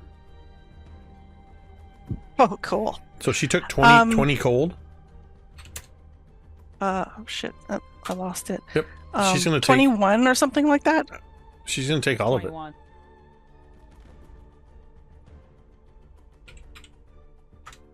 Okay, and then with my last action, I'm going to reach out and touch this gargoyle that's beside me with that same touch as the icy water that's kind of manifesting around me. He needs to make a fortitude save, please. Do you DC say 22. Do you know what happens when a frog gets struck by lightning? The same thing that happens to everything else. Such a No, dumb I don't. line. Such a dumb I line. disagree. I think that was it's a stupid. fucking badass line when I was 12. There was nothing badass about that. But I digress. Fine. It's memorable. We'll Fine. give them that. Yes, it is. Sorry, Iconic. that's you said a fortitude save? Yeah, DC 22. I'm rolling. That is a 24. Okay, so you take half damage. So 7 bludgeoning plus 8 cold. So that's 7 and 8, and then you have them. 15. So you take the fact that the fireball superheated the stone Mhm. and got into all the cracks, and now you're pouring cold into water it. damage into the cracks. And you know what happens when water gets in the cracks of stone and freezes? Potholes. The same thing that everything else. So I basically, mean, I they're want not wrong. That's what mean, that's yeah. what frostbite is to your skin. So so basically, I want to show that Natalin did that spell against Esmerelli. Her eyes are like tempest pool right now, like they're just dark and electric, and it's almost like a nonchalant hand that goes out to the gargoyle. Like I'm not even looking at it. I'm focused on Esmerelli. It's a nonchalant hand on the gargoyle. As it It shatters. she just kind of, yeah. And she doesn't like, there's no move or whatever. It's just like what these little shrapnel pieces go flying past her. It's like It doesn't even complete it doesn't, anime. It doesn't explode like that. It just and crumbles in place. Perfect. Yeah. And I Um, mean, any little bits that would have kind of got into her circle would just kind of blow in the wind that's buffeting only her. And that is my 3 actions, so I can't even move. Nor do you have to. There's no immediate threats around you. Well, there's Esmeralda. Millie. Millie, I think it's me, bud. Velynia's turn. Sorry, Velynia. Okay. I'm gonna seeing Icselo roll up, and this thing has, seconds ago yoinked Lumi. I think Velynia's gonna look at Millie and kind of like shrug, and then she's gonna run in. 1, 2, 3, 4, 5, and I want to fucking stab the shit out of Esmerelli. Here I go. 26 to hit. 26 hits. Yes, fuck yes. Let's go. Okay. 12 points of damage. 12 points of damage. She doesn't take all of that. But she takes a lot of it. Want to attack one more time. And I think Velynia at this point is very upset and just like, this is like a last stand kind of moment. And she like glances over at Lumi. And that's not going to hit. That's a 15. That will not hit. So she I got one good shot in. still has a little bit of life remaining. Millie.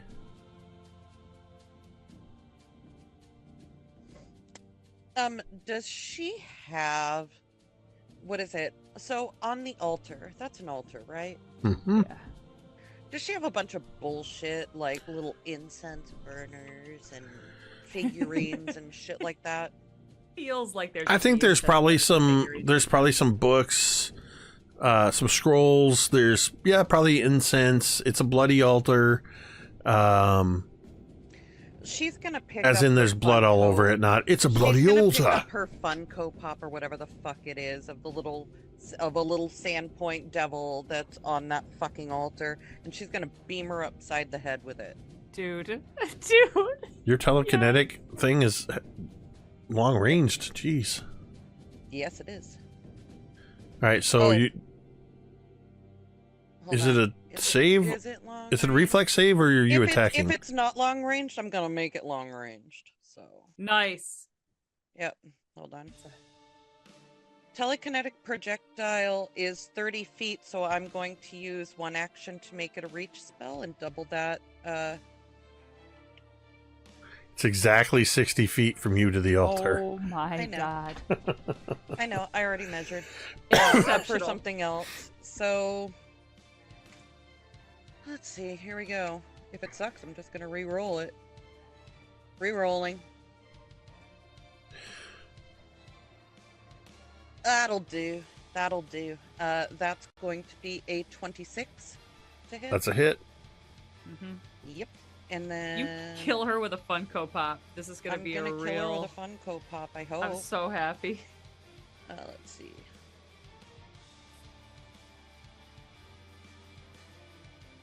So that's going to be 15 plus. Nope, it's a cantrip. 15 points of bludgeoning damage. Okay. She does have her Embrace the Pit, which gives her some measure of mitigation. But You see what she doesn't see. She's looking around this room. She is not looking even at Velynia, who just thrust her sword into her abdomen and made her bleed. She's holding one hand up, and you can already see the divine energy that swirls almost like a white flame with a black heart around her fingers as she is trying to cast the same spell she attempted to cast on Velynia. And her hand is reaching toward Lumi. And this single little, like, 9-inch figure of a Sandpoint devil carved from stone vibrates on the altar, and suddenly, and it doesn't just hit her, it embeds in the back of her head. Oh my god, that's awesome. Does it have like sharp wings like an Emmy award Yeah. and goes like Yeah, absolutely. It's a Sandpoint devil. Point is in the name. Yes. And you see that her eyes grow wide, and then you just see those devil horns go, and their skin turns back and starts to turn pale, and she just looks like completely astounded that this could even happen.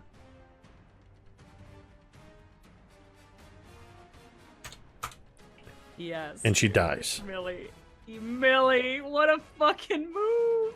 Did the gargoyles die too? Does that gargoyle die too? Does it? The gargoyle Animated. is just standing there doing what its last command was, which was to grab her. Okay. Okay. I'm out of moves. Okay. Lumi, it would be your turn. But you are unconscious at 0 hit points. I'm gonna honk shoe Mimi for my turn. What? Shoe Mimi? What is that? What is that? Oh, Mimi. Oh, I'm a dumb duck. It's, That's oh awesome. my I love gosh. that. Cannot believe I didn't see that. Oh, shoot, maybe. I never I even. was picking up what you were putting down. Is that like a Star Mhm. Trek reference? I don't get what's going on. Oh my gosh. Amazing. I think what happens next is the gargoyle, with no real commands, it is going to walk over to behind the altar. And it is going to lay Lumi down on the altar. Ooh. And then it is going to walk back. Oh, it's like a Roomba going back onto its port. And it turns back into the gargoyle statue. That's perfect. Okay, he's recharging. So Okay, you I'll need to come I'll up. leave it visible in case you guys want to do anything to it, because it is Icselo's turn next.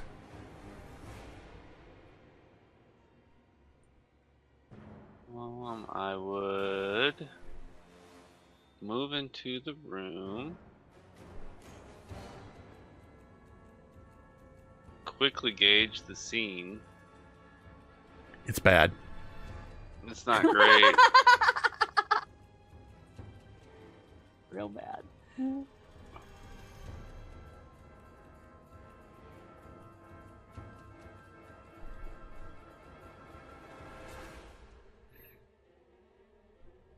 I would come in and ask, "Is everyone all right?"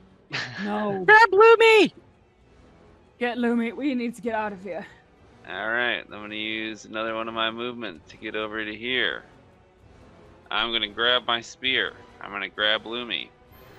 And I'm gonna use my last action. Don't move too far.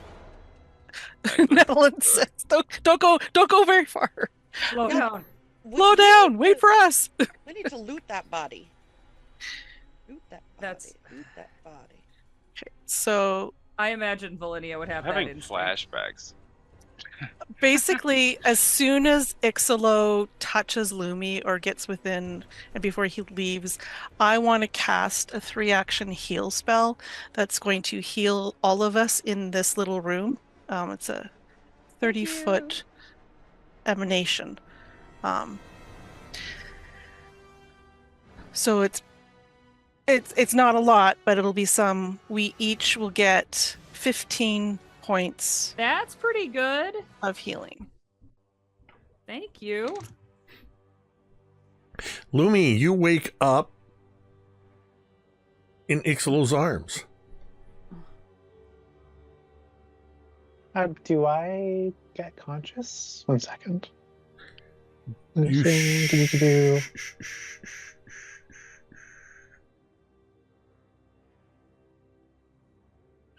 If you lose the dying condition and automatically wake up if you ever have 1 hit point or more. Okay, perfect. Yep. So you do wake up. You are sickened 1. Grabbed. Grabbed, Not yeah. off guard. Am prone. Okay. I think. Well, what is it that did her in? It was like the smoke, right? Yeah. She's gonna like cough out the toxic smoke. Yeah. I think And Icselo, how are you carrying me? First off, Like a baby. I am for reference, I'm a 4-foot tall kobold. I Like, maybe weigh 60 An pounds. officer, yeah, an I have- officer and a gentleman, No, fireman. I'm pretty sure I have one context for individuals this small, and it is my child. So you're being carried like a child. You're literally on Yep. Icselo's hip with one. Maybe not like that. Not like. Not Baby. calling the kids in for dinner style. Like, So, if Natalin notices that Lumi appears sick at all, I would like to go over to her and cast Sound Body upon her. If Lumi made herself dispel the smoke, coughing it up, she's no longer sickened. Okay, cool. That's all it takes is to spend an action to, Okay. by the words of the conditions, to retch. Yeah. But I'll use my action to clear the second, and I think as I come to consciousness from the healing magic, did we do it? Did we win? We did. You're alive. That means we won. I'm sorry. want to loot the shit out of it. Cinderella. Esmeralda. Esmerelli. Yes. Just, it's been in my head this whole time. We're out of initiative, right? you are out of initiative, yes. As we are all in one space, I think I address everyone and I say, I think I killed Monargle. You I think that's where we're gonna end. That's perfect. Yeah. That's great. That's like the perfect, Yes. I think I killed Monargle. And just leave it at that. That's perfect. Because love I don't that. want to forget about it. I don't want it to get lost in the paperwork. You mentioned looting. Yes. She has a religious symbol in the form of the Sandpoint Devil. It's only worth about 2 silver pieces, but a religious symbol. She has a machete. Okay. Her halfling-sized leather armor. But you would find stashed behind the altar Mhm. is a short bow. It is a... By the way, I've made a decision, unless something is particularly elevated, simple items, I think we might have even said this at one point, if items are below your level, I'm just going to tell you what Yes. they are, because You did say we that. always just go, here's what it is. You use whatever. So it is a +1 flaming short bow Whoa. with 20 arrows. This is a I always forget how to say it. Tianxia sourced weapon. Badass. Well, and of course Natalin would say that as soon as she sees it. Sorry, that's short let bow. everybody Sorry, know. that's short bow. Sorry, I was reading the entry for short bow was listed from there. So I guess it is technically that way, but it has a flaming rune etched onto it, so it is a Tianxia badass. flaming short bow. Nothing else of note on her or the gargoyles. So that's it for paperwork. Great. I love the way that ended with the. I think I might have just killed. I think I Mark. might have just killed Monargle. So That's awesome, dude. both Velynia and Lumi. Velynia, if you had failed that attempt to stop her, the vampiric touch, which is now called vampiric feast, would have killed you outright. It is a death spell. Death spells automatically reduce you or kill you if you are reduced to 0. When you snatched Lumi away from the gargoyle, her next action was a vampiric feast on Lumi. Was gonna kill Lumi. When she had the gargoyle go get Lumi again and was barely clinging to life because she not only kills but also gets that back in temporary HP. She was trying to stay alive, but she was also trying to kill you guys. Yeah, understandable. But yeah, she was going to, on both of those attempts, her next move was to kill Lumi. And all of that, and Lumi's still gonna think fucking Icselo was the one that saved her because she wakes up fucking. Yeah, Lumi doesn't know any of that. Lumi was gentle unconscious. grasp. Lumi thinks it's all her fault. I don't know. I look really cool. So, Yeah. Walked in through a single javelin. Didn't even do Sometimes. much damage at all. No, just There came was in like at the right changed time. the flow of battle. didn't do much damage, but you might have killed the leader of the goblins. Yeah, by With my accident. bare hands. Yeah, because of the way the situation was, that's why I had you make that athletics check at the beginning. Was there was a certain DC, and if you beat it, you were going to choke her out. I'm curious. Never mind.